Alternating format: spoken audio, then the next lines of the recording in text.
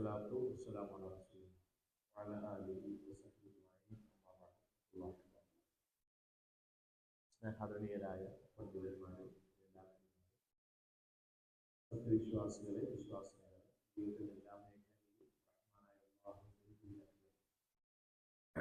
കഴിവിൻ്റെ പരമാവധി സൂക്ഷിച്ച് നല്ല ഭക്തരായി ജീവിക്കണം എന്നുള്ളത് പോലെ ഓരോരുത്തരോടും ഉണർത്തുകയാണ് വസിയത്ത് ചെയ്യുകയാണ്.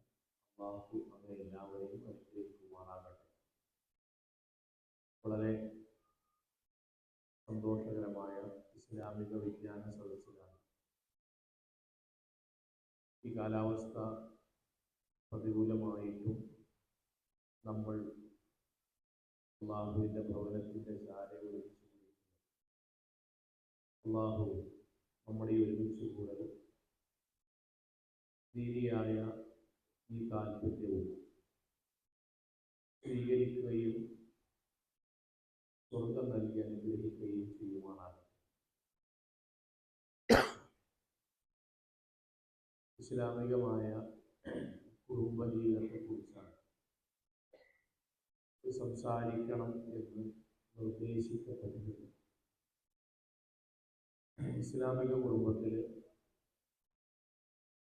ഓരോ ഭാഗങ്ങളും ഓരോ വിഷയങ്ങളായി മണിക്കൂറുകളോളം പറയാൻ ഉള്ളത് കൊണ്ട് തന്നെ ഇസ്ലാമിക കുടുംബത്തിലെ മർമ്മപ്രധാനമായ പുതിയ കാലഘട്ടത്തിൽ ഒരു ഭാഗം ഇൻഷാ അല്ലാഹ് സംസാരിക്കുകയും ബാക്കി വരുന്ന ഭാഗങ്ങൾ ഇനി മറ്റൊരവസരങ്ങളിൽ സൂചിപ്പിക്കാം എന്ന് ഇൻഷാ അല്ലാഹ് വിചാരിക്കുകയാണ്. കാരണം വ്യത്യസ്തങ്ങളായ മേഖലകൾ ഒന്നാകെ പറഞ്ഞ് എവിടെയും എത്താത്തതിന് പകരം ഏതെങ്കിലും ഒരു ഭാഗം കൃത്യമായി പറയുകയാകും ഫലപ്രദം എന്ന് മനസ്സിലാക്കുകയാണ്. അതിലേറ്റവും പ്രധാനമായി എൻ്റെ മനസ്സിലേക്ക് വന്നൊരു കാര്യം, ഞാൻ കുറച്ച് വർഷങ്ങൾക്ക് മുമ്പ് എൻ്റെ വാഹനത്തിൽ ഇങ്ങനെ യാത്ര ചെയ്യുന്ന സമയത്ത് കാറിലാണ് ഒരു ഉമ്മ ഫോൺ ചെയ്തു. അപ്പോൾ യാത്രയിലായതുകൊണ്ട് ഞാൻ ബ്ലൂടൂത്ത് വഴിയാണ് സംസാരിക്കുന്നത്. അപ്പോൾ എന്നോട് പറഞ്ഞു, ഓരോ ഞങ്ങളെ ക്ലാസ്സൊക്കെ കേൾക്കുന്നുണ്ട്, നമ്മൾക്ക് പരസ്പരം നേരിട്ട് അറിയില്ല, ഞാനൊരു സംശയം ചോദിക്കാൻ വേണ്ടിയിട്ടാണ് ഞാൻ നിങ്ങളെ വിളിക്കുന്നത്. അപ്പോൾ ഞാൻ ചോദിച്ചു, എന്താണ്? ഉമ്മ പറഞ്ഞത്, ഞാൻ, എൻ്റെ ഭർത്താവ്, ഞങ്ങളുടെ മക്കൾ നമ്മുടെ തൗഹീദി മഹല്ലിലാണ് ജീവിക്കുന്നത്. ഞാനും എൻ്റെ ഭർത്താവും മഹല്ലിലുള്ള എല്ലാ നല്ല കാര്യങ്ങളിലും വളരെ സജീവമായിട്ട് ഞാൻ കാത്തിയുണ്ട്. എൻ്റെ മക്കളും ഞങ്ങളുടെ കൂടെ പരമാവധി ക്ലാസ്സുകൾക്കും പ്രോഗ്രാമുകൾക്കുമൊക്കെ അവരും ഉണ്ടാകാറുണ്ട്. പക്ഷെ ഞങ്ങളുടെ മൂത്ത കുട്ടി പെൺകുട്ടിയാണ്. അവൾ ദീനിയായ അത്ര താല്പര്യം അവൾക്കില്ല. ആ ഉമ്മയുടെ വാചകം ഞാൻ പറയാണ്, അവൾക്ക് ദീനിയായ അത്ര വലിയ താല്പര്യമില്ല. അതുകൊണ്ട് തന്നെ അവൾ ഞങ്ങളുടെ കൂടെ മതപരമായ കാര്യങ്ങൾക്കോ ക്ലാസ്സുകൾക്കോ പരിപാടികൾക്കോ ജുമാകൾക്കോ അതിനൊന്നും അവൾ വരില്ല. അപ്പൊ ഞങ്ങൾ കരുതി, വാപ്പിയമ്മയായി ഞങ്ങൾ കരുതി, ഒരു കല്യാണമൊക്കെ കഴിഞ്ഞാൽ ഇൻഷാ അല്ലാഹ് ഇതിലൊക്കെ ഒരു മാറ്റം വരുമല്ലോ, സ്വാഭാവികമായിട്ട് അങ്ങനെയാണല്ലോ.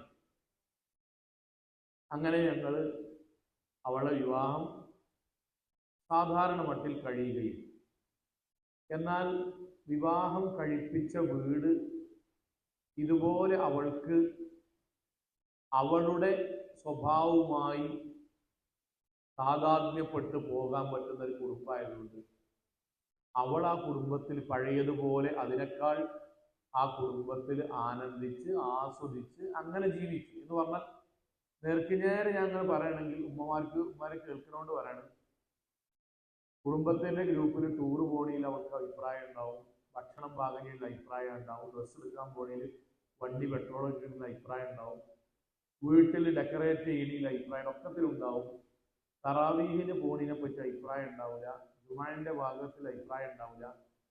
UHLSനെ പറ്റി അഭിപ്രായം ഉണ്ടാവില്ല. അതാണ് നേർക്കുനേരെ പച്ച മലയാളത്തിൽ പറഞ്ഞാൽ അതാണ് ഉള്ളത്.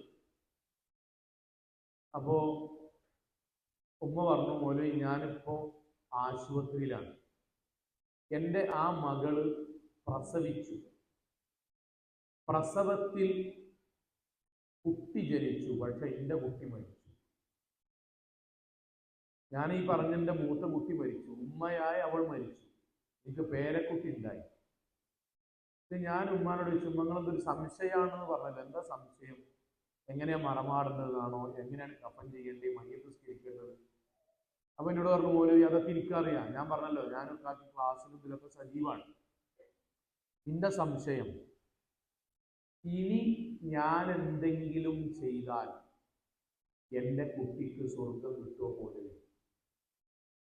ഇനി എൻ്റെ കുട്ടിക്ക് സ്വർഗം കിട്ടാൻ ഞാൻ എന്തെങ്കിലും ചെയ്തിട്ട് കാര്യമുണ്ടോ മൗലവി? ആ ചോദ്യത്തിന്റെ ഉത്തരമായി ഞാൻ പറയാൻ തുടങ്ങുമ്പോഴേക്കും ആ ഉമ്മ ഫോൺ വെച്ചു. എനിക്കറിയാൻ ഫോൺ വെക്കും, നമ്മൾ ചില എക്സ്പീരിയൻസ് ഉണ്ടല്ലോ. കാരണം ആ ഉമ്മ അത് പറയുമ്പോഴേക്കും കുട്ടി മരിച്ചു എന്ന് പറയുമ്പോഴേക്കും നമ്മളെ ഫോണിലൂടെ ഉമ്മാന്റെ തേങ്ങൽ കേൾക്കാം, ഗദ്ഗതം കേൾക്കാം, സങ്കടം മനസ്സിലാകുന്നുണ്ട്. പിന്നീട് എന്തെങ്കിലും മാർഗണ്ട മൗലവി എന്ന് പറയുമ്പോഴേക്കും ആ ഉമ്മ അണപൊട്ടിക്കരയാണ്.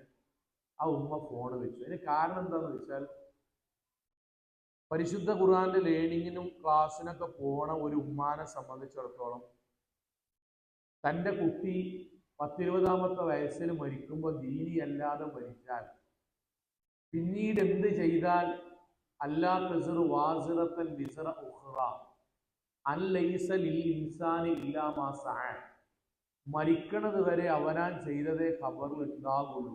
ഏത് കുടുംബത്തിൽ എങ്ങനെ മരിച്ചാലും ബാക്കിയുള്ളവർക്ക് പിന്നീട് അവരെ സ്വർഗത്തേക്ക് എത്തിക്കാൻ ഒന്നും ചെയ്തിട്ട് കാര്യമില്ല. ഇതാ മാത്തൽ ഇൻസാൻ ഇൻഖത അമലു, ഒരാൾ മരിച്ചാൽ അയാളുടെ സ്വർഗ നരകങ്ങൾക്ക് കാരണമാകുന്ന സൽപ്രവർത്തനങ്ങൾ അവസാനിച്ചു. പിന്നെ 3 എണ്ണാണ്. അത് അയാൾ ദുനിയാവുന്ന ഇത് സൽക്കർമ്മങ്ങളുടെ ഭാഗമാണ്. ഇതറിയുന്ന ഒരു ഉമ്മാക്ക് എൻ്റെ ദീനിയല്ലാത്ത കുട്ടി ഈ പ്രായത്തിൽ മരിച്ചു, ഇനി അവൾക്ക് സ്വർഗം കിട്ടാൻ ഞാൻ എന്തെങ്കിലും ചെയ്യണമോ എന്നത് ഒരു മൗലവി പറഞ്ഞു തരണ്ട. ഞാൻ എന്തിനൊരു ആമുഖം പറഞ്ഞെന്നറിയോ? ഒരു 4-5 വർഷങ്ങൾക്ക് മുമ്പ് എൻ്റെ മനസ്സിൽ സ്വാധീനിച്ച ആ ഉമ്മാന്റെ ചോദ്യം ഉണ്ടല്ലോ, ആ ചോദ്യം കഴിഞ്ഞ 2 മാസം മുമ്പ് അതേപോലെ മറ്റൊരു വീട്ടിൽ നിന്ന് ഞാൻ കേട്ടു. അപ്പോഴാണ് എനിക്ക് മനസ്സിൽ ഞാൻ ആലോചിച്ചു തുടങ്ങിയത്, ഇതൊരു ക്ലാസ്സിലല്ല, ഇത് എൻ്റെ ജീവിതത്തിൽ പകർത്തിനോടൊപ്പം ആളുകളുമായിട്ട് ഇത് പറയണല്ലോ, ഇത് ആളുകളോട്ട് പറയണം എന്ന് എനിക്ക് അപ്പോഴാണ് തോന്നി. 2 മാസം മുന്നേ ഒരു വീട്ടില്, ആ വീട്ടിലെ മൂത്ത മകൻ മരിച്ചു, ആക്സിഡന്റിൽ മരിച്ചു. അപ്പൊ ആ മഹലില് എനിക്കറിയുന്നത് കൊണ്ട് തന്നെ അവിടെ കുട്ടികൾക്ക് വേണ്ട കുറേ പരിപാടി ഒക്കെ കേട്ടോ. അപ്പൊ അതിലൊന്നും അവൻ പങ്കെടുക്കൂലേ. നമ്മളെ വീട്ടിൽ ചെല്ലും, ഉമ്മാനെ വിളിക്കും, ഉമ്മാരും അവന് തിരക്കാന്നൊക്കെ പറയും. ഞാൻ കുറ്റം പറയില്ല. അങ്ങനെ പലതിനും വിളിക്കും, ഉമ്മയും വാപ്പയും പറയും ഓ ഉണ്ടാവൂല. അങ്ങനെ ഡിഗ്രി എത്തി, ഡിഗ്രി അവസാനം ഒക്കെയാണ് ചങ്ങായിമാരുടെ കൂടെ കേരളത്തിന്റെ പുറത്ത് കാറിൽ 2 കൂട്ടുകാരുടെ കൂടെ പോയതാണ്. അവിടുന്ന് ആക്സിഡന്റിൽ മരിച്ചു. അപ്പൊ നമ്മൾ ആലോചിക്കേണ്ട, ഒരു കുടുംബത്തിലെ മൂത്ത ആൺകുട്ടി, അതും 10-23 വയസ്സിൽ ആക്സിഡന്റിൽ മരിക്കുന്ന വീട്ടിൽ ഭയങ്കരമായ സങ്കടമായിരിക്കും. നമ്മൾ ഈ പറയണ പോലെ ഒന്നല്ല.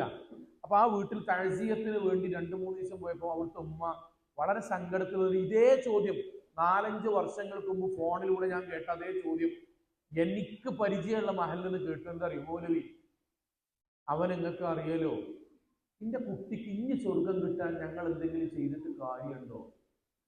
ഞാൻ ഇവിടെ ഇരിക്കണ ഓരോ ഉമ്മാടും പറഞ്ഞു, ഞാൻ കുടുംബജീവിതത്തിന്റെ ഈ ഒരു ഭാഗമാണെന്ന് പറയുന്നത്. പിന്നെ സമയം ഉണ്ടെങ്കിൽ മറ്റു ഭാഗങ്ങളിലേക്ക് പിന്നീട് പ്രവേശിക്കാം. ഞാൻ വാപ്പാടും ഉമ്മാടും ഓപ്പൺ ആയൊരു ക്ലാസ്സിന്റെ അപ്പുറത്ത് പറയണം എന്താ അറിയോ, നമ്മുടെ ജീവിതത്തിലെ ഏറ്റവും വലിയ ദുരന്തം എന്താ അറിയോ? നിങ്ങൾ ഇന്ത്യ ജീവിതത്തിലെ ഏറ്റവും വലിയ ദുരന്തം എന്താ അറിയോ? നമ്മൾ ജീവിച്ചിരിക്കെ നമ്മുടെ കുട്ടികൾ മരിക്കുക. ഓക്കെ, എന്നിട്ട് മരിച്ചതിന്റെ ഭാഗമായിട്ട് അയലോക്കക്കാരും കുടുംബക്കാരും നാട്ടുകാരൊക്കെ വന്നിട്ട് നമ്മളെ വീട്ടിലേക്ക് വരുമ്പം നമ്മൾ നമ്മുടെ കുട്ടിനെ പറ്റി സംസാരത്തിൽ വലുത് പറയുമ്പോഴും വലിയ വർത്താനം പറയുമ്പോഴും മനസ്സിനകത്ത് അവനും അവളും എന്താണ് എന്ന് അറിഞ്ഞുകൊണ്ട് ഈ ദുനിയാവിൽ ജീവിക്കുക. അതിനേക്കാളും വലിയ ദുരന്തമല്ല. ഞാൻ പറഞ്ഞത് ഒന്നുകൂടി ക്ലാരിറ്റി വരുത്താട്ടോ.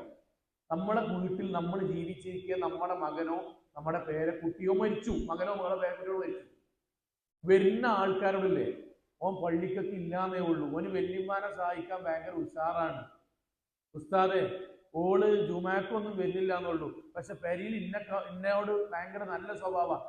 വർത്താനത്തിൽ നമ്മൾ നല്ലതാക്കുമ്പോഴും സംസാരത്തിൽ നമ്മൾ ഓട്ടയടച്ച് പഴുതടച്ച് നന്നാക്കുമ്പോഴും നമ്മുടെ നെഞ്ചിനകത്ത് അറിയാം പടച്ചോനെ 7:15 ഞാൻ വിളിച്ചിട്ടില്ലെങ്കിൽ ഓൻ നിസ്കരിക്കാത്തവനാ മരിച്ചു വയ്ക്കുന്നത് ആണ്, ജുമാക്ക് ഞാൻ വിളിച്ചിട്ടില്ലെങ്കിൽ വരാത്തവനാ മരിച്ചു വയ്ക്കുന്നത്, ഇസ്ലാമികമായിട്ടൊരു കണ്ടം പോലും തലയിലിടാത്തന്റെ കുട്ടിയെ മരിച്ചു വയ്ക്കുന്നത്, ഞാൻ വർത്താനം കൊണ്ട് ആൾക്കാരുടെ ഓട്ടടക്കണം, എനിക്കറിയാം.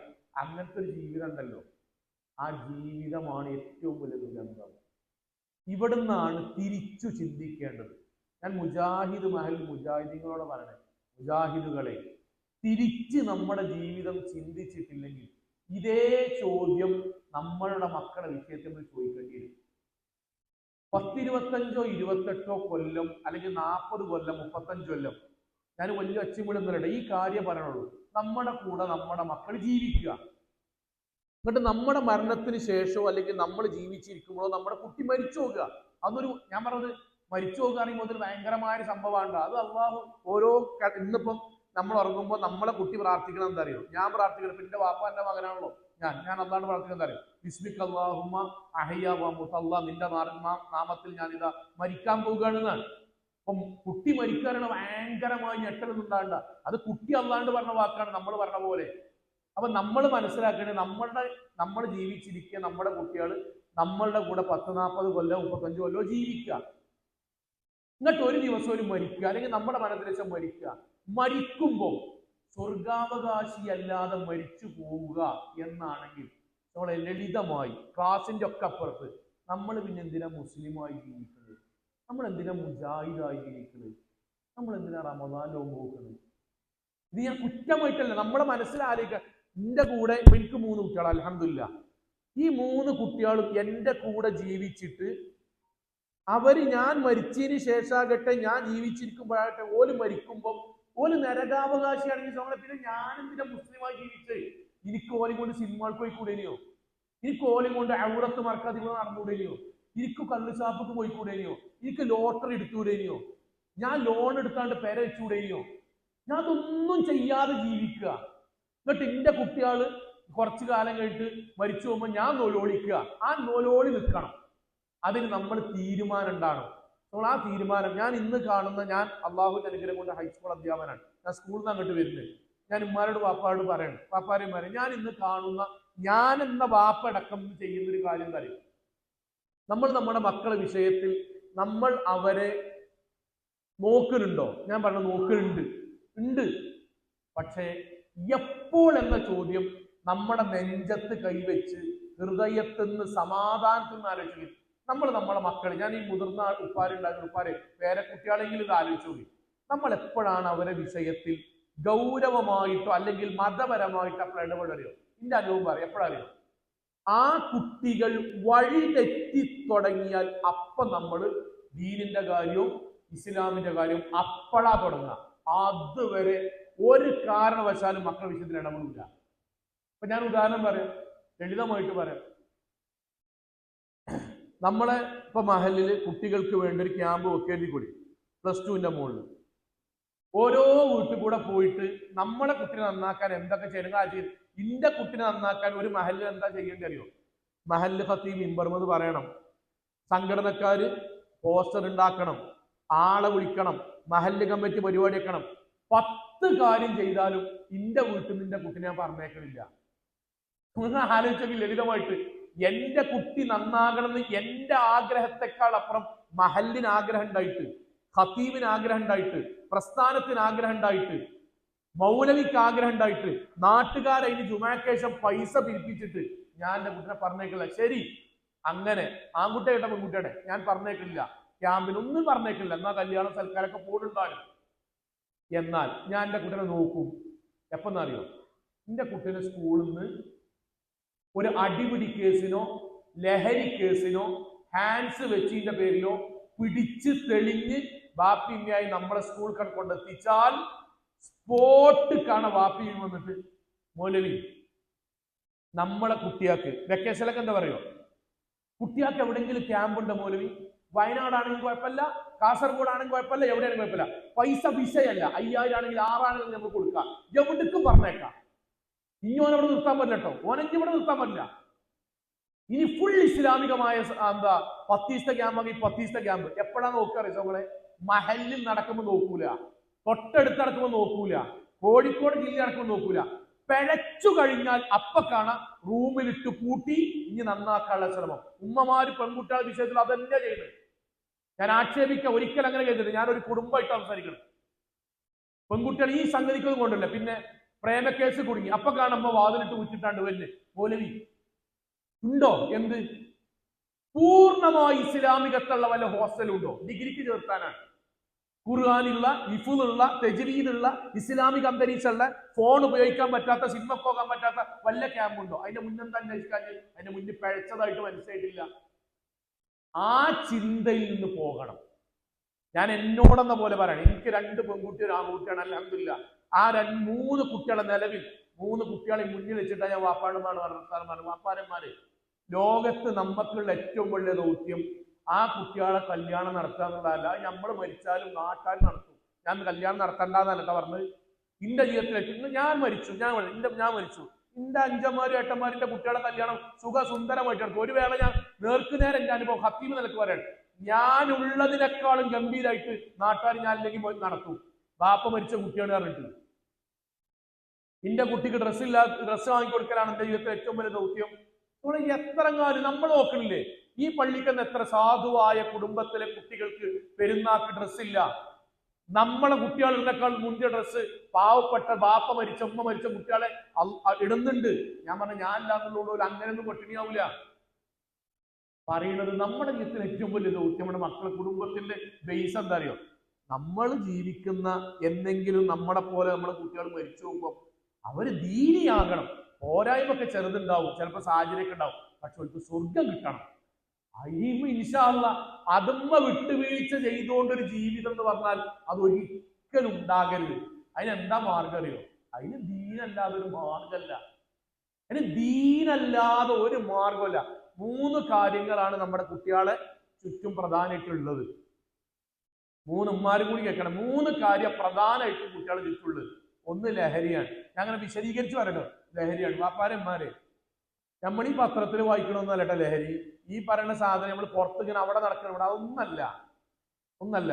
സ്കൂളിലെ ക്ലാസ് റൂം അടിച്ചു തരുന്ന താത്താനോട്, മുസ്ലിം ഇന്ത്യ സ്കൂളിലെ 2 ആയമാരാണ്, ആ താത്തമാരടക്കം എനിക്ക് പരിചയമുള്ള മുഴുവൻ സ്കൂളുകളിലെ സ്വീപ്പർ ജോലി ചെയ്യുന്ന സഹോദരിമാരുടെ പല സമയങ്ങളിലായി ഞാൻ ചോദിച്ചിരിക്കണേ, അല്ല നിങ്ങൾ ഈ അടിച്ചു വരുമ്പോഴൊക്കെ ക്ലാസ്സിന് എന്താ കിട്ടുക? എന്നോട് പറഞ്ഞ വാചകം തരൂ മാഷേ, കഴിഞ്ഞൊരു 3-4 കൊല്ലം മുമ്പ് വരെ ചുയിങ്കം, മുട്ടായി കടലാസ്, നെയ്സ്ലിപ്പിന്റെ ബാക്കി, എന്തെങ്കിലും കളിച്ചിന്റെ മറ്റേ പെൻസിലിൻ്റെത് ഇതൊക്കെ 2-3 കൊല്ലമായിട്ട് വൈകുന്നേരം സ്കൂളായിട്ട് പറഞ്ഞ കോളേജിൽ പിന്നെ എങ്ങനെ ഉണ്ടാവും ആലോചിക്കാം.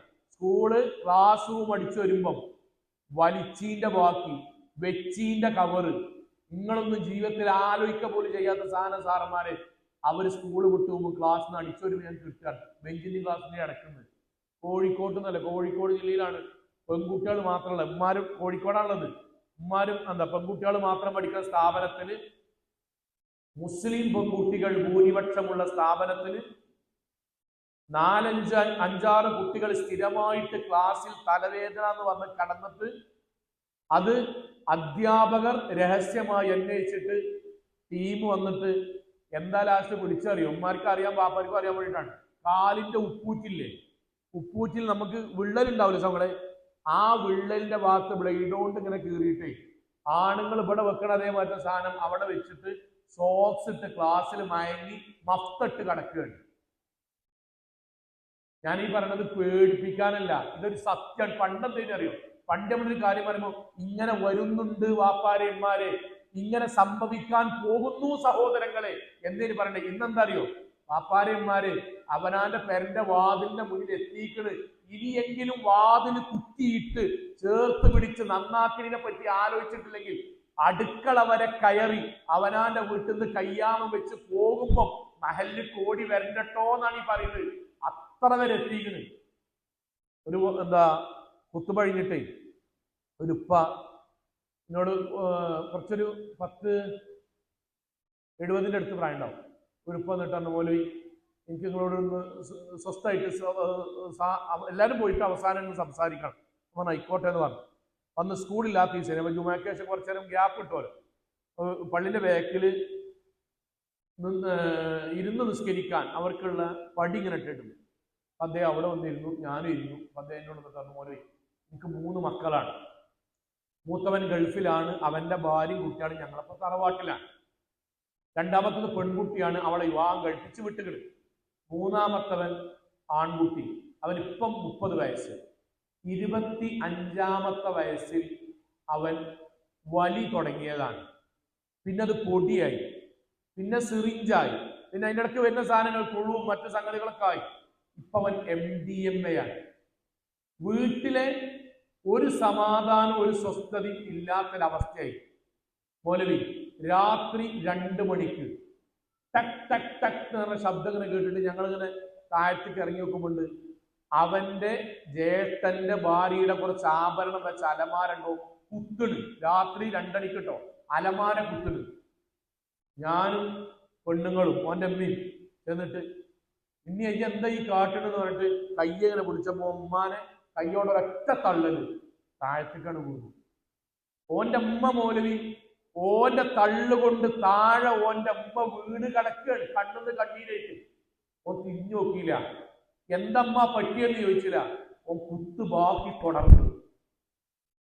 ജേട്ടന്റെ ചെറിയ പെൺകുട്ടിയുണ്ട്, കഴുത്തിൽ ചെറിയ സ്വർണ്ണ മാളത്തെ ഞങ്ങൾക്കിടയിന്നോന് സാധനം വാങ്ങാൻ പൈസ കണ്ടി മാലങ്ങനെ വലിച്ചു.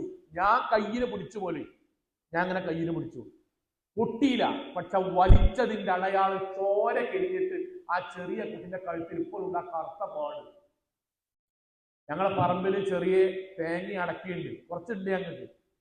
ഇവൻ പോയിട്ട് മൂക്കാത്ത പാകമാകാത്ത തേങ്ങ അടക്കി പണിക്കാരെ വെച്ചാൽ ഉള്ളത് ഇടുകയാണ്. എന്നിട്ട് അവിടുത്തെ പണിക്കാരുടെ അതുകൊണ്ട് വിൽക്കാൻ വേണ്ടി പറയും. ഞാൻ തോട്ടത്തിലേക്ക് കയറി എന്നിട്ട് എന്തെങ്കിലും മരങ്ങൾ ഈ കാട്ടിൽ വെച്ചപ്പോൾ ആ തെങ്ങിന്റെയും കവുങ്ങിന്റെയും മുകളിലുള്ള പണിക്കാരെന്നിട്ട് പറഞ്ഞു, നിങ്ങളെ മകൻ ഞങ്ങൾ പറഞ്ഞു ആയത് ഇട്ടോളി, ഞങ്ങളോട് കൊണ്ടുപോയി വിൽക്കാൻ വേണ്ടി പറഞ്ഞേക്കാൻ പകുതി പൈസ മൂപ്പര് കൊടുത്താൽ മതി. അദ്ദേഹം പറഞ്ഞ വാക്കെന്ന് അറിയോ? ഞാൻ ചോദിച്ചു എന്താണ്? അദ്ദേഹം പറഞ്ഞ വാക്ക്, മൗലവി കഞ്ഞാറായിട്ടുണ്ട്, 5 കൊല്ലായിട്ട് ഞാൻ ഇടങ്ങേറുന്നതാണ്. നിങ്ങളൊക്കെ എന്താ സംസാരിക്കണമെന്ന് പറഞ്ഞത്? അദ്ദേഹം ചോദിച്ചൊരു ചോദ്യം ഞാൻ അവിടെ ഇരിക്കുന്ന വാപ്പാടും ഉമ്മാടും പറയണം. മൗലവി ഇസ്ലാമിന് വകുപ്പുണ്ടോന്ന് ചോദിച്ചു. അപ്പൊ ഞാൻ ചോദിച്ചു എന്തിന്? ആ മകനെ ഞാൻ കൊന്നിട്ട് പോലീസ് സ്റ്റേഷനിൽ പോയി സറണ്ടറായി, അതിന്റെ ശിക്ഷ ഞാൻ ഏറ്റെടുത്ത് തിരിച്ചു വരാൻ അള്ളാഹു ദീർഘായുസ് നൽകുകയാണെങ്കിൽ ഒരു ഹജ്ജ് ചെയ്താൽ ഈ പാപം പുറത്തു കിട്ടാൻ ഇസ്ലാമിൽ വല്ല വകുപ്പുണ്ടോ? എന്റെ ജീവിതത്തിൽ ആദ്യമായിട്ടാണ് ഒരാൾ അങ്ങനെ ചോദിക്കുന്നത്. അപ്പൊ ഞാൻ അങ്ങനെ എന്താ പറയേണ്ടത് അദ്ദേഹം എടുക്കുന്നത് വെച്ചു. ഒരു നിങ്ങൾക്ക് തോന്നുന്നുണ്ടോ ഞാൻ അന്തല്ലാതെ വർത്താനം പറയുന്നത്? ഞാൻ പെട്ടെന്നൊരു വികാരത്തിൽ വന്ന് ചോദിക്കുകയാണ്.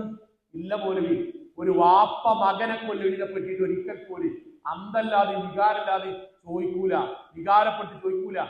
മൗലവി 5 കൊല്ല എന്റെ വീട്ടിലത്തെ 6 ആൾ ഉറങ്ങിയിട്ടില്ല. അവൻ വരുന്നത് പേടി, വാതിൽ കുറ്റിടുന്ന പേടി, വാതിൽ തുറക്കുന്ന പേടി, ബാത്റൂമിൽ കയറുന്ന പേടി, അടുക്കളയിൽ കയറുന്ന പേടി, വീട്ടിൽ ഒറ്റക്കാക്കി പോണ പേടി, ബാക്കിയുള്ളവരൊപ്പം കൂട്ടുന്നതിൽ പോണ പേടി, നിന്റെ ഭാര്യനെ ഓന്റെ അമ്മാനെ ഓന്റെ അടുത്ത് കാക്കി പോണ പേടി, എല്ലാത്തിനും പേടി പോലെ. 5 കൊല്ലായിട്ട് എന്റെ വീട്ടിലത്തെ 6 ആൾക്കാർ ഉറങ്ങിയിട്ടില്ല. ഒരു ഞാൻ ആലോചിച്ചെന്താ അറിയോ? അവനെ ഞാൻ തീരുമാനാക്കിയിട്ട് ജയിലിൽ പോയിട്ട് തിരിച്ചു വന്ന് ഹജ്ജ് കൊണ്ട് അള്ള പുറത്തുവരെങ്കിൽ ബാക്കിയുള്ള 5 ആക്കിന്റെ കുടുംബത്തിൽ മരിക്കും വരെ സമാധാനത്തിൽ ഉറങ്ങിക്കൂടെ? ഞാൻ എന്റെ വാപ്പാട് മറികളും വാപ്പാനെ വരെ എന്താ പരിഹാരം എന്ന് പറഞ്ഞു. എന്താ പരിഹാരം?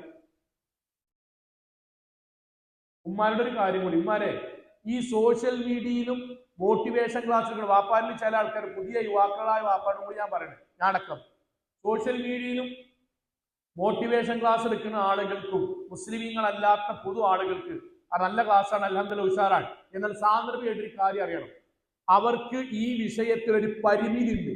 ആ പരിമിതി അറിയാതെ നമ്മൾ സംഭവമാക്കാൻ നിൽക്കരുത്. എന്താ പരിമിതി? ലഹരി ജീവിതത്തിൽ നമ്മുടെ കുട്ടികൾ ഉപയോഗിക്കാതിരിക്കാൻ ലോകത്തെ ഒന്നാമത്തെയും അവസാനത്തെയും പരിമിതി എന്താ? ഒന്നാമത്തെയും അവസാനത്തെയും ആശയം എന്താ? അള്ളാഹുവിന്റെ പരലോക ചിന്ത അവരുടെ ഹൃദയത്തിൽ കയറുക എന്നാണ്. അത് പറയാൻ നമ്മുടെ നാട്ടിലെ മോട്ടിവേഷൻ ക്ലാസ്സുകാർക്ക് കഴിയില്ല, കാരണം അവരുടെ ഏരിയ അതല്ല. അപ്പോൾ അവർക്ക് എന്താ പിന്നെ പറയാനുള്ളത്? അവർക്ക് ബാക്കി കാര്യ പറയാനുള്ളത്. അതിൽ പറയുന്നത് എന്താ പറയാ, ഈ അടുത്തുണ്ട്, വന്ന് ഞാൻ സ്കൂളിൽ നിന്ന് വരുമ്പോ എന്റെ ഫോണിലുണ്ട്, ലഹരിയിൽ നിന്ന് കുട്ടികളെ മോചിപ്പിക്കാൻ സൂബ ഡാൻസ് എന്നിട്ട് സ്കൂളിൽ ഫുള്ള്. ഞങ്ങളെ സ്കൂളിലൊക്കെ ഇട്ടത് മറ്റേ മൈക്കൽ ജാക്സന്റെ ഡാൻസ്, ഏത് ലഹരിയിൽ നിന്ന് മോചിതമാകാനേ. മൈക്കൽ ജാക്സൺ ഇസ്ലാമിക്ക് വേണ്ടി ഫുള്ള് കഞ്ചാവാണ്. അത് പോട്ടെ, അതായത് അവിടെ നിൽക്കട്ടെ. നമ്മളെ ആൾക്കാർ യുവാക്കളും ഉമ്മാരൊക്കെ എന്താണ് സ്കൂളിൽ വന്നിട്ട് ക്ലാസ്സിൽ, നിങ്ങളുടെ കുട്ടികളെ ലഹരിയിൽ നിന്ന് മോചിതമാകണം, കലാകായിക മേഖലയിലേക്ക് വിട്ടോളൂ. അവർ നെഞ്ചോട് ചേർത്ത് പറയും, കലയാണ് എന്റെ ലഹരി, ജീവിതമാണ് എന്റെ ലഹരി. പിന്നെ വാക്കുകൾ ഞാനിത് കുറ്റപ്പെടുത്തല്ല. ഇവിടെ ഇരിക്കുന്ന യുവാക്കളോട് പറയാം, നിങ്ങൾ ഇന്ന് ക്ലാസ് കഴിഞ്ഞിട്ട് ഒരുപാട് കൂടി പറയണേ, നമ്മൾ AI കാലഘട്ടവും ഗൂഗിളിന്റെ കാലഘട്ടമാണല്ലോ. നെറ്റ് എടുക്കുക, ഗൂഗിൾ ക്രോം എടുക്കുക, വേണ്ട ChatGPT എടുക്കുക. ലോകത്ത് ഏറ്റവും കൂടുതൽ ലഹരി ഉപയോഗിക്കുന്ന മേഖലകൾ അടിച്ചു നോക്കി, 3 മേഖല അടിച്ചു നോക്കി. ലോകത്ത് ഏറ്റവും കൂടുതൽ മനുഷ്യർ ലഹരി ഉപയോഗിക്കുന്ന മേഖല നാടല്ല, ഗ്രാമല്ല, സംസ്ഥാനമൊന്നല്ല. ഏതൊക്കെ മേഖല? ഡ്രൈവർമാരാണോ, അധ്യാപകരാണോ, കൂലിപ്പണിക്കാരാണോ, ഉമ്മാരാണോ, ആരാണ്? ഒന്നേതറിയോ? കലാമേഖലയിലുള്ളവർ. ലോകത്ത് ഏറ്റവും കൂടുതൽ ലഹരി ഉപയോഗിക്കുന്ന കലാമേഖല. ലോകത്ത് ഏറ്റവും കൂടുതൽ ലഹരി ഉപയോഗിക്കുന്ന കലാമേഖല. കേരളത്തിലെ സകല സിനിമാ നടന്മാരെ കുറിച്ചുകൊണ്ടിരിക്കുകയാണ്. രണ്ടാമത്തേതോ കായിക മേഖല. മൂന്നാമത്തേതോ ഫാഷൻ മേഖല. നമ്മുടെ എന്താമാരെ വാപ്പാര് പറയുന്നത് എന്താ പറയുന്നത്? കുട്ടികൾ ലഹരി ഉപയോഗിക്കാതിരിക്കാൻ വേണ്ടി കലാമേഖലയ്ക്ക് വിട്ടോളി. ഞാനിതിന് കുറ്റം പറയില്ല, കലാമേഖലയ്ക്ക് വിടാ. ഇസ്ലാം അനുവദിച്ച കലാമേഖലയ്ക്ക്, ഇസ്ലാം അനുവദിച്ച കായിക മേഖലയ്ക്ക് വിടാ. ഒറ്റ കാര്യമുണ്ട്, നെഞ്ചത്ത് അള്ളാനെ പറ്റിയുള്ള പേടിണ്ടോ, അള്ളാഹ് അനുവദിച്ച് ഏത് മേഖലയ്ക്കും വിടാം. അപ്പോൾ ടർഫിൽ കളിച്ചിട്ടോ ചങ്ങാത്തരം പുതുക്കി ഒക്കെ പോരും. അല്ലെങ്കിൽ എന്താ അറിയോ, അതുവരെ ഇല്ലാത്ത പരലോക ബോധമില്ലാത്ത കുട്ടിനെ കലാമേഖലയ്ക്ക് വിട്ടാൽ ടർഫിന്റെ തേക്കുന്നോ കഞ്ചാവ് കച്ചവടം തുടങ്ങും. അതുവരെ ഇല്ലാത്തത്. പിന്നെ ചില മോട്ടിവേഷൻ ക്ലാസ്സുകാർ, നിങ്ങൾ കുട്ടിയെ നെഞ്ചോട് ചേർത്ത് പിടിച്ച് ആഞ്ഞുമ്മ വെച്ചാൽ മതി. അപ്പൊ നമുക്ക് പുളകം ഭയങ്കര സംഭവം. ഞാനിത് കുറ്റല്ല പറയുന്നത്, അത് ഞാൻ രണ്ടാമത് പറയാം. എന്താണ് ആ ഭാഗം? നിങ്ങളുടെ കുട്ടിയെ ചേർത്ത് പിടിക്കുക, ഉമ്മ വെക്കുക, അതുകൊണ്ട് അവർ ഇതിന് പോകും. നമ്മളെ അത് വേണം. അത് ഞാൻ എന്റെ രണ്ടാമത്തെ ഭാഗത്ത് പറയാം. അതുകൊണ്ട് മാത്രം ലഹരിന്ന് പോകുമോ? നിങ്ങൾ ആരെ ഈ വിഡിത്തൊക്കെ നമ്മൾ പറഞ്ഞത്? നിങ്ങൾ അങ്ങനെ വാദമില്ല, ആർക്കും ഇന്റെ കൂടെ പോരാ. ഞാൻ ഒരു 4-5 കലാലയങ്ങളുടെ സെന്ററിൽ എന്റെ സ്കൂൾ ഞാൻ കാണിച്ചു തരാം. എത്ര വട്ടാ കാണുന്നത്? ബാപ്പ റോയൽ എൻഫീൽഡ് ഉള്ളറ്റുമ്പോ മകളെയും കൊണ്ടുവന്ന് ഇറക്കും. ബാപ്പാരുമാരും കേൾക്കാനാണ്, വന്നിറക്കും.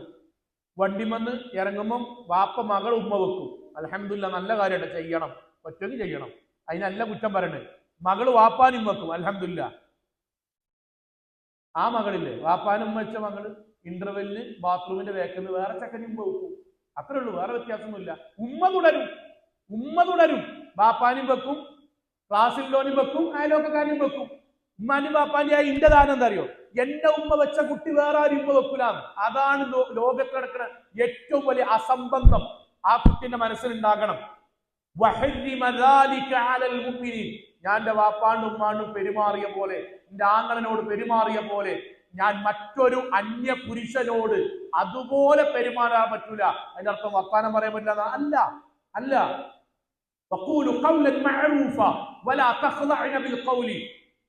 അസഭ്യകരമായ, സഭ്യേതരമല്ലാത്ത, തോന്നിവാസങ്ങളുള്ള, ശൃംഗാരങ്ങൾ ഒഴുകുന്ന വാക്കുകളും പ്രവൃത്തിയും ഉണ്ടാകരുത്. മാന്യമായി സംസാരിക്കാം, മാന്യമായി ഇടപെടാം. പക്ഷെ സ്വന്തം ഇക്കാക്കാണ്ടും ബാപ്പാണ്ടും ഉമ്മാണ്ടും പെരുമാറുന്ന പോലെ പെരുമാറാൻ പറ്റൂല എന്ന ദീനീബോധമുണ്ടോ? മാറ്റണ്ടോ? അതല്ലാത്ത ഒരു മേഖലയും മാറ്റില്ല. നമ്മളെ ലഹരി നമ്മളെ കുട്ടി മോചിതാകാൻ എന്താ വാപ്പാരന്മാരെ മാർഗം എന്ന് പറഞ്ഞാൽ എന്താ മാർഗം? ആ കുട്ടിന്റെ നെഞ്ചകത്ത് ദീനുണ്ടാകുക. ആ കുട്ടിന്റെ നെഞ്ചകത്ത് ദീനുണ്ടാകുക എന്ന് മാത്രമേ ഉള്ളൂ. എന്തുകൊണ്ടാണ്? ഇപ്പൊ ഇവിടെ ഇരിക്കണേ നമ്മള് എത്രയോ നല്ല MSMന്റെ ISMന്റെ ഒക്കെ മക്കളുണ്ടല്ലോ. ഓർക്ക് എന്തുകൊണ്ടാണ് ലഹരി? ഇവിടെ ലഹരി ഉപയോഗിക്കുന്ന സ്ഥലം അറിയാത്തോണ്ട അങ്ങനെ ഉണ്ട് ചില ആൾക്കാർ. ഇത് ഓരോ കാരണം നമ്മക്കൊന്നും ഇത് അറിയില്ല. അതായത് എവിടുന്നാണ് MDM കിട്ടുക, അതിന്റെ പേര് കല്ല് പറഞ്ഞാൽ അറിയില്ല, സ്റ്റെഫ് പറഞ്ഞ സാധനം അറിയില്ല. നമ്മളെ ലഹരി കിട്ടാൻ എന്ത് ചെയ്താൽ മതി? ഒന്നും ചെയ്യാന്നാ മതി.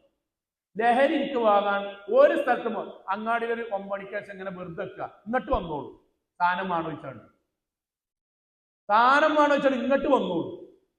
ഇത് കിട്ടണ സ്ഥലം എല്ലാവർക്കും അറിയാം. ഇത് വാങ്ങാനുള്ള പൈസ എല്ലാവരും ഉണ്ട്. ഇതിന് എന്തുകൊണ്ടറിയോ? ഈമാൻ പൊടിയായി, വലിയായി, സ്റ്റിക്കറായി, സിറിഞ്ചായി ശരീരത്തിൽ എന്തെങ്കിലും ഒരു സംഗതിയായിട്ട് ഞാൻ ലഹരി ഉപയോഗിച്ചാൽ അള്ളാഹു എന്റെ ശരീരത്തിൽ നിന്ന് ഈമാനിനെ പുറത്തേക്ക് എടുക്കും. നബി പറഞ്ഞ ഹദീസ് എന്തറിയോ? ഷർട്ട് ശരീരത്തിൽ നിന്ന് ഒരാളുടെ ഷർട്ട് ഊരിയെടുക്കാൻ എത്ര സമയം പോതിയോ അത്രയും സമയം മതി. 40-ാമത്തെയോ 30-ാമത്തെയോ 25-ാമത്തെയോ വയസ്സിൽ പടച്ചോ നിരോധിച്ച ലഹരി ശരീരത്തിലേക്ക് എത്തുമ്പോൾ അയാളുടെ ജീവിതത്തിൽ നിന്ന് അല്ലാഹു ഈമാനിനെ പുറത്തേക്ക് എടുക്കാൻ ആ സെക്കൻഡ് മതി. അങ്ങനെ ഞാൻ മരിച്ചാൽ അബൂജഹൽ ചത്ത് മലക്കണ പോലെ ഞാൻ ചാകേണ്ടി വരും. ആ പേടിയോണ്ടാ തൊടാത്തത്. ആ പേടിയ ദീന്. ആ ദീന കിട്ടുന്ന സ്ഥലം പള്ളി, ആ ദീന് കിട്ടുന്ന സ്ഥലം ദീനിന്റെ കലാലയങ്ങൾ, ദീനിയായ സംസാരങ്ങൾ.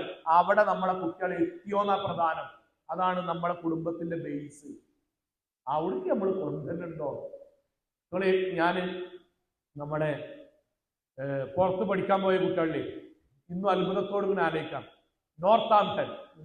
നോർത്താംപ്ടണിൽ പഠിക്കുന്ന ഒരു ഓൺലൈനിൽ വിളിച്ചാണ്. ചെക്ക ഇങ്ങനെ വിളിച്ചിട്ട് തന്നു, ഷാഹിദാക്ക ഞങ്ങൾ സംശയം ചോദിക്കുകയാണ്. എന്താ മോനെ? അപ്പം എനിക്ക് മോനെ അറിയില്ല കേട്ടോ, അങ്ങനെ ക്ലാസ്സിലൊക്കെ മുമ്പ് എന്തോ കേട്ട് എന്നോട് തന്നു. ഞാൻ ഇവിടെ എത്തി. ഇവിടെ നിങ്ങൾക്ക് അറിയില്ല, പാർട്ട് ടൈം ജോലി ചെയ്തിട്ടാണ്. അപ്പൊ ഞാനിവിടെ എത്തിയിട്ട് എനിക്ക് സൂപ്പർ മാർക്കറ്റിന്റെ ഗോഡൌണിലാണ് എൻ്റെ ജോലി കിട്ടിയത്. അപ്പം എന്നോട് പറഞ്ഞു, പറയണ പോലെ ഒന്നല്ല, AC ഒക്കെ ഉണ്ട്, അപ്പം വലിയ റിസ്ക് ഒന്നുമില്ല. അപ്പം അവൻ പറഞ്ഞ വാക്ക് തരും, 10 ഐറ്റംസ് പെട്ടികളാണ് ഞങ്ങൾക്ക് കൊണ്ടുപോയി വെക്കേണ്ടത്. അതിൽ ഗ്രോസറി ഉണ്ടാവും, ബേക്കറി ഉണ്ടാവും, ഫുഡ് ഐറ്റംസ് ഉണ്ടാവും, ടോയ്സ് ഉണ്ടാവും. അങ്ങനെ 10 ഐറ്റംസ് പെട്ടികളാണ് ഇങ്ങനെ കൊണ്ടുപോയി വെക്കേണ്ടത്. അങ്ങനെ ആദ്യത്തെ ഒരു 10 പെട്ടി, പിന്നെ 10 പെട്ടി, അങ്ങനെ വെക്കാൻ ഓരോരോ ഏരിയ. അതിന് ഞങ്ങൾ 2-3 ദിവസം വർക്ക് ചെയ്ത്. അപ്പൊ അങ്ങനെ 3-ാമത്തെ പെട്ടി എടുക്കുമ്പോൾ ഇങ്ങനെ ഒരു കുപ്പി, സാധാരണ ഇങ്ങനെ ഈ കുപ്പി ഗ്ലാസിന്റെയോ കുപ്പികളോ അങ്ങനെയുള്ള ശബ്ദം ഇങ്ങനെ കിടികിടി ഇങ്ങനെ ഉണ്ടാവും. അപ്പൊ ഞാൻ അങ്ങനെ 2-3-4 ദിവസം ഇങ്ങനെ ഇങ്ങനെ കുറച്ചിങ്ങനെ കഴിഞ്ഞപ്പോൾ ഞാൻ അങ്ങനെ നോക്കുമ്പോൾ അത് ബിയറിന്റെ കുപ്പിയാണ്. ഞാൻ എന്നോട് ചോദിക്കണ ചോദ്യം അറിയും, ഏതാക്കാ നിങ്ങള് ഞങ്ങളെ നാട്ടിക്ക് കുറച്ച് കാലം മുമ്പ് ക്ലാസ് എടുക്കാൻ വേണ്ടി വന്നപ്പം ലഹരിയുമായി ബന്ധപ്പെട്ട് 10 ഇനങ്ങളെ പ്രവാചകൻ നിരോധിച്ചു, അത് ഉപയോഗിക്കുന്നവനെ അള്ളാഹു ശപിച്ചു പറഞ്ഞൊരു ക്ലാസ് എടുത്തതായിട്ട് ഓർമ്മയുണ്ട്. അതില് ലഹരി വഹിക്കുകയോ അതിന്റെ പേരിൽ വരുമാനം കഴിക്കുകയോ ചെയ്യുന്നവൻ അതിൽ പെട്ടതാണ് എന്ന് പറഞ്ഞൊരു ഹദീസ് പറഞ്ഞതായിട്ട് ഓർമ്മയുണ്ട്. അത് ശരിയാണോ എന്ന്? ഇപ്പോൾ ഏതാണ് ഹദീസ് അറിയോ? അള്ളാഹു ശപിച്ചു മൻ, ഒരുത്തനെ, ഷാരിബൽ ഖംറി, കള്ളു കുടിക്കുന്നവനെ, എന്നിട്ട് പറയാൻ ഹാമിലഹ, അത് വഹിക്കുന്നവനെ, ആക്കിലു സമനിഹ, അതിന്റെ വരുമാനം കൊണ്ട് ജീവിക്കുന്നവനെ, 10 ഇനങ്ങളെന്ന് പറയാൻ, പിടിയുന്നവനെ, അതിന് പാത്രം കൊണ്ടേ കൊടുക്കണവനെ, 10 കാര്യങ്ങൾ അന്ന് പറഞ്ഞിരുന്നു. എന്നറിയാം നമ്മളെ, അവൻ നാട്ടിൽ നിൽക്കുമ്പം ഇതേപോലൊരു കുടുംബ സംഗമത്തിൽ ലഹരിയുമായി ബന്ധപ്പെട്ട ഒരു പരാമർശം നടത്തിയതാണ് എത്രയോ വർഷം മുമ്പ്. അവൻ ജീവിക്കുന്നത് ഇവിടെ നിന്ന് ഉമ്മാരെ വാപ്പാരെ, ഇവിടുന്ന് യൂറോപ്യൻ കണ്ടിലാണ്. ബാപ്പല്ല, ഉമ്മല്ല, എളാപ്പല്ല, കാണാൻ ആരുമില്ല, മഹല്ലാര് ബഹിഷ്കരിക്കൂല. പക്ഷോന്റെ മനസ്സിലെന്താ അറിയോ? പടച്ചോനെ, ഞാൻ ഈ ആരും കാണാത്തൊരു സ്ഥലത്ത് വലിയൊരു സൂപ്പർ മാർക്കറ്റിന്റെ താഴെ ഗോഡൌണിൽ വഹിക്കുന്ന പെട്ടികൾക്കിടയിൽ പടച്ചോ നിരോധിച്ച ലഹരിന്റെ ഒരു പെട്ടിണ്ടായി. അത് ഞാൻ വഹിച്ചിട്ട് അതിന്റെ വരുമാനം എന്റെ വീട്ടിലേക്ക് അയച്ചാൽ, അതുകൊണ്ട് എന്റെ വാപ്പ പാരാസെറ്റാമോളിന്റെ ഗുളിക വാങ്ങിയാലും പടച്ചോന്റേക്ക് നിനക്ക് അനുഗ്രഹം ഉണ്ടാവില്ലല്ലോ. അതുകൊണ്ട് എന്റെ അമ്മ മുട്ടുവേദനക്കുള്ള ഏതെങ്കിലും ആയുർവേദ കുഴമ്പ് വാങ്ങി തിരിഞ്ഞാലും നിന്റെ പടച്ചോന്റെയൊക്കെ നിനക്ക് കൂലി ഉണ്ടാവില്ലല്ലോ. ഞാനത് ഹറാമ് ചെയ്തിന്റെ കുറ്റുണ്ടാകുമല്ലോ എന്ന് അവൻ ചിന്തിച്ച് ഒരു മാസം ആ ജോലിയിൽ നിന്ന് മാറി മറ്റൊരു ജോലിയിലേക്ക് പ്രവേശിച്ച് അതിന്റെ സന്തോഷം വിളിച്ചു പറഞ്ഞപ്പോ ആ കുട്ടിയുടെ മനസ്സിലുണ്ടായ ചിന്ത ഉണ്ടല്ലോ, ആ ചിന്ത കൊണ്ടേ കുട്ടികൾ ലഹരിക്കോ കലക്കുള്ളൂ. ആ ചിന്ത ഏതാ? ബാപ്പ കാണുന്നുള്ളതോ? ആണോ? അല്ല. വഹുവ മഅക്കും ഐനമാ കുൻതും, ലോകത്തെവിടെ പോയാലും അല്ലാഹുണ്ട്. യൗമ തുബ്ല സറായിർ, ഞാൻ ചെയ്യുന്ന രഹസ്യം ആരും കാണാതെ ബാപ്പല്ലാത്ത റൂമെന്ന് ഞാൻ ഉപയോഗിച്ചാലും ബാത്റൂം എന്ന് ഉപയോഗിച്ചാലും ചെക്കന്മാരെ കൂടെ ടൂറിന്റെ ബാക്കിന്റെ ടൂറിസ്റ്റ് ബസിന്റെ ബാക്കിൽ ഉപയോഗിച്ചാലും ചുരം കയറിയിട്ട് ശീതീകരിച്ച റൂമിന്റെ ഉള്ളിൽ 4 ആൾക്കാരെ കാവലെത്തിയിട്ട് കൂട്ടത്തിൽ ബിയറടിച്ച് ജീവിച്ചാലും അല്ലാഹ് പരലോകത്ത് കാണും. ഈ ചിന്ത ദീനോടെ മാറും. ഇതാണ് ബേസ്. ഇതില്ലാതെ അത് കിട്ടുന്ന പള്ളിക്കും അത് കിട്ടുന്ന മേഖലയ്ക്കും നമ്മുടെ കുട്ടികളെ എത്തിക്കാതെ, വാപ്പാരന്മാരെ ഞാൻ എന്റെ അനുഭവത്തിൽ നിന്ന് പറയാണ്, നിങ്ങൾ എത്ര ടൂർ ഉണ്ടായാലും എത്ര ഉമ്മ കൊടുത്താലും എത്ര ഡ്രസ്സ് വാങ്ങി കൊടുത്താലും ഹറാമെന്ന് മാറാനുള്ള ഈമാൻ ഇതുകൊണ്ടൊന്നും കിട്ടില്ല. അത് അല്ലാഹ് പറഞ്ഞതാണ്, പടച്ചോൻ പറഞ്ഞതാണ്. അതിലേക്ക് നമ്മുടെ മക്കളെ എത്തിക്കുക എന്നുള്ള പ്രധാനം. ഇതാണ് ഒന്ന്. ലഹരി എന്നുള്ളത് നമ്മളെ ഞാൻ ചെറിയൊരു കാര്യം പറയാം, മനസ്സിലാകാൻ വേണ്ടി പറയാം. നമ്മളെ കുട്ടികൾ പോലും അറിയാതെ അവർ ഉപയോഗപ്പെടുത്തുകയാണ്. സ്കൂളിൽ 8ാം ക്ലാസ് പഠിക്കണേ, എൻ്റെ നാട്ടിലത്തെ സ്കൂളായിട്ട് വന്ന് ഞാൻ പഠിപ്പിക്കുന്ന സ്കൂളല്ല, 8ാം ക്ലാസ്സിൽ കുട്ടികളെ തെരഞ്ഞാണ്ട് പോലീസ് വന്നു. മഫ്തി ഇതിലാണ് പോലീസ് വന്നു. 8ാം ക്ലാസ്സിലെ കുട്ടിനെ HM പറഞ്ഞു അവനെ പുറത്തു തീർക്കണം എന്നാണ്. എന്തിനു? അവൻ ലഹരിയുടെ കരിയറാണെന്ന് പറഞ്ഞു. അപ്പൊ കുട്ടിനെ കൊണ്ടു. കുട്ടിനോട് എന്നിട്ടെന്ന് പോലീസിന് ഇരുന്നാണ്ട് ഈ സാധനം കടത്താൻ തുടങ്ങിയിട്ട് എത്ര ചോദിച്ചു. ആ കുട്ടി ബോധം കെട്ടാൻ പോകും. പിന്നെ ഒന്ന് പോലീസ്, സ്കൂള്, ആകെപ്പാടെ സാധാ ജോലിയാണ്, അല്ല നിയമം തെറ്റിച്ചൊന്നും ജോലിയില്ല. ആ കുട്ടി ഒരിക്കലും സമ്മതിക്കില്ല. ഞാൻ നേർക്കുനേരം പാടും അപ്പാടെ വരണം വാപ്പാരന്മാരെ, ആ കുട്ടി ശരിയാണ്, ഓനറിയില്ല, സ്ഥാപനത്തിന് അറിയില്ല, പക്ഷെ പോലീസ് പറഞ്ഞ സത്യമാണ്. ഇതെങ്ങനെ അറിയോ? നമ്മളെ അറിയാൻ വേണ്ടിയിട്ടാണ് പറഞ്ഞത്. 8ാം ക്ലാസ് വെക്കണം. അങ്ങനെ സ്കൂൾക്ക് നടന്നാൽ പോകും, കുറച്ചുണ്ട്. ഇങ്ങനെ നടന്നു പോകുമ്പോൾ ഓൻ്റെ നാട്ടിലത്തെ ഓൻ്റെ അയലോക്കത്തെ ഏകദേശം അയലോക്കത്തുള്ള ചെക്കനോടെ കൂൾബാർ നടത്തുന്നു. വന്നിട്ട് ഇവനോട് കേട്ടോ, എന്താ നമ്മളെ അയലോക്കക്കാരായിട്ട് എന്താ ഇവിടെ നിന്ന് കയറാത്തത്? ഇപ്പം കയറിയിട്ട് എന്താ, എനിക്ക് ജ്യൂസ് കുടിക്കാനൊന്നും പൈസ ഇല്ലല്ലോ. എന്തിനെങ്ങനെ അയലോക്കക്കാരായി നമുക്ക് പൈസ? ഇജ്ജ് ഇടക്കിടക്ക് കയറിക്കൊണ്ടി, ചെക്കന്മാരല്ലേ, ഒരു ജ്യൂസും ഇതൊക്കെ അല്ലേ. ഓൻ കയറി ഒരട്ടം ജ്യൂസ് കൊടുത്തു, 2 വട്ടം ജ്യൂസ് കൊടുത്തു. പിന്നെ ഇപ്പം എന്ത് ചെയ്തറിയോ? ഇവനോട്, ഈ 8ാം ക്ലാസ് ചെക്കനോട്, എടാ നമ്മളെ സ്കൂളിന്റെ മുന്നത്തെ കടല്ലേ, ആ കടയിലേക്ക് ഒരു ചെറിയ സാധനം എത്തിക്കാണ്ട് ഞാൻ അങ്ങോട്ട് വരുന്നത് ഇജ്ജ് കൊണ്ടുവന്ന് പോവോ? ചങ്ങന്മാരെ ഇവന് ഫ്രീ ആയിട്ട് ജ്യൂസ് കൊടുക്കണ, ഇവന് എത്ര പോകുന്ന ചെറിയൊരു പെട്ടി അവിടെ കൊണ്ടുപോയി കൊടുക്കാൻ പറഞ്ഞാൽ ഉറപ്പല്ലേ? നമ്മളെ കുട്ടിയും ചെയ്യൂല, ഉറപ്പല്ലേ? ഇവരെന്ത് ചെയ്യും? നമ്മൾ ഈ വാച്ചൊക്കെ ഗിഫ്റ്റ് ബോക്സ് ഇല്ല, അതേപോലെ ചെറിയൊരു ഗിഫ്റ്റ് മാറ്റത്തെ ബോക്സിൽ ഇതാക്കും. ഇവൻ ജ്യൂസ് കുടിക്കുമ്പം ഇവന്റെ അറിവോടെ തന്നെ ജ്യൂസ് കുടിക്കുമ്പോൾ ഇവന്റെ ബാഗിന്റെ സിബ് ഇങ്ങനെ തുറക്കും, ഈ പെട്ടിയിൽ വെക്കും, കൂട്ടും. ഇവൻ നേരെ അങ്ങോട്ട് പോകും, സ്കൂൾ കോടിക്കിടക്ക് ആ കടിയിൽ ഇരിക്കും. ആ കടക്കാരൻ ലൈമും കൊടുക്കും, 100 ഉറുപ്പിയും കൊടുക്കും.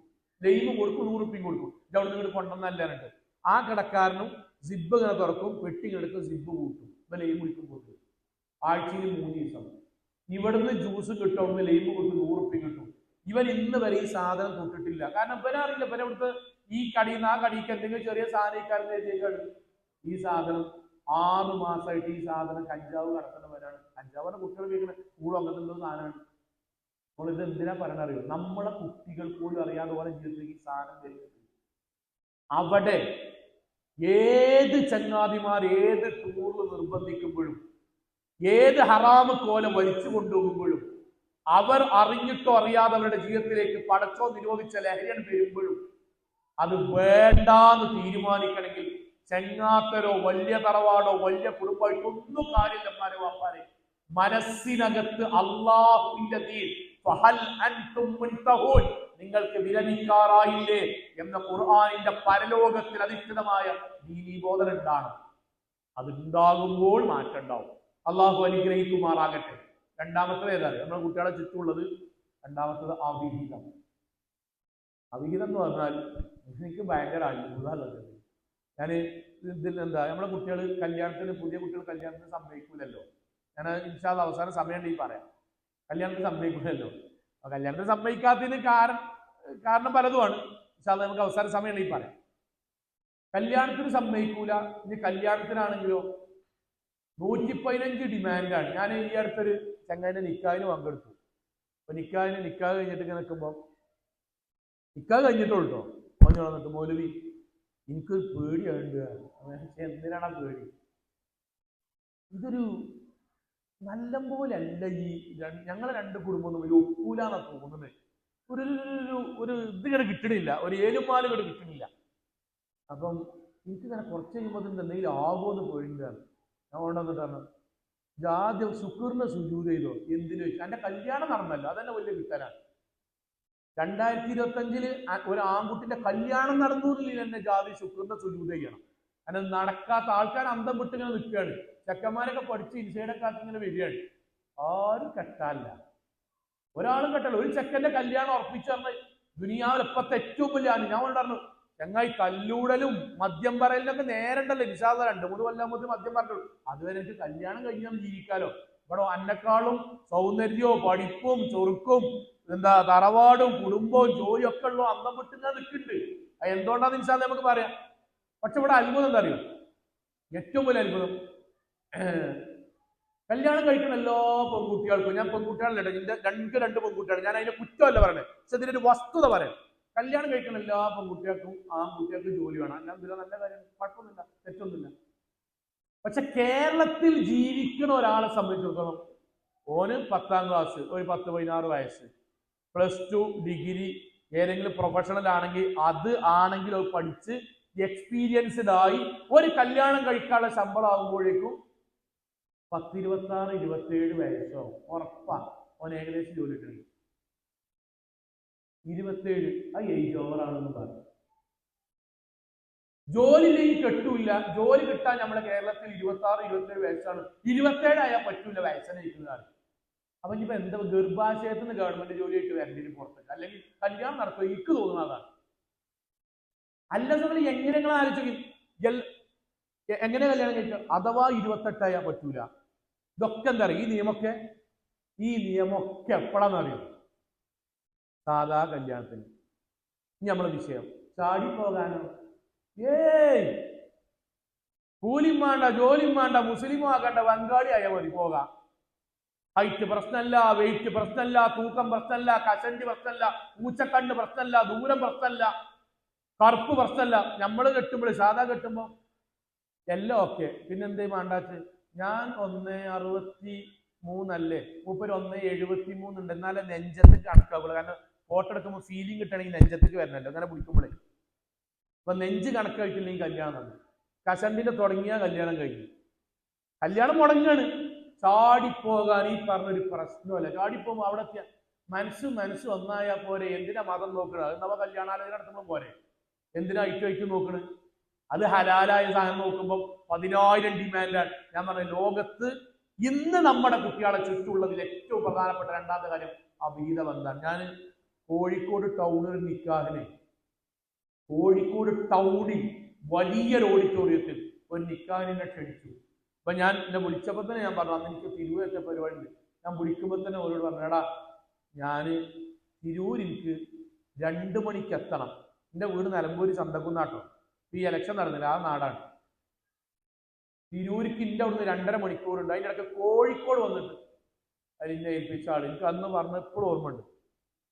മൗലവി 11 മണിക്കാ നിക്കാഹ്, 11 മണിക്ക് മൈക്ക് ഓണാവും, നിങ്ങൾ 11:25 വരെ അല്ലെങ്കിൽ 11:20 വരെ നിക്കാഹ്, 11:25 ഭക്ഷണം, 11:35 ഭക്ഷണം കഴിഞ്ഞിട്ട് ഏകദേശം 45 ആകുമ്പോൾ നിങ്ങൾക്ക് അവിടുന്ന് പോകാം. 45 ഇവിടുന്ന് പോയാൽ 1:45 അല്ലെങ്കിൽ 12:45 1 മണിയാകുമ്പോഴേക്കും തിരൂരെത്താം. എന്നാൽ തന്നെ 1 മണിക്കൂർ ഏറെ ഇരിക്കാനും. എനിക്ക് അന്ന് തന്നെ ഉറപ്പാ വിളിച്ചാൾ മാശയിക്കാരാണ്. കാരണം എന്താ, 30 ബാക്കി വണ്ടി കയറ്റാൻ മാഷന്മാരെ കഴിഞ്ഞിട്ട് അറിഞ്ഞുള്ളൂ. കാരണം ഞാൻ മാഷായത് എനിക്കറിയാം, ബാക്കിയുള്ളതിൽ കുറച്ചൊരു പടച്ചോല പൊടി ഉണ്ടാവും. മാഷന്മാരെ ഞങ്ങളില്ല, സ്റ്റാൻഡേർഡ് ആയിട്ട് മനുഷ്യന്മാരെ വണ്ടി കയറ്റി. കാരണം നാട്ടിലെല്ലായിടത്തും കാര്യപരിപാടി ഇതൊക്കെ ഇട്ടത് ഓർക്ക് പരിചയം ഉണ്ടാവും.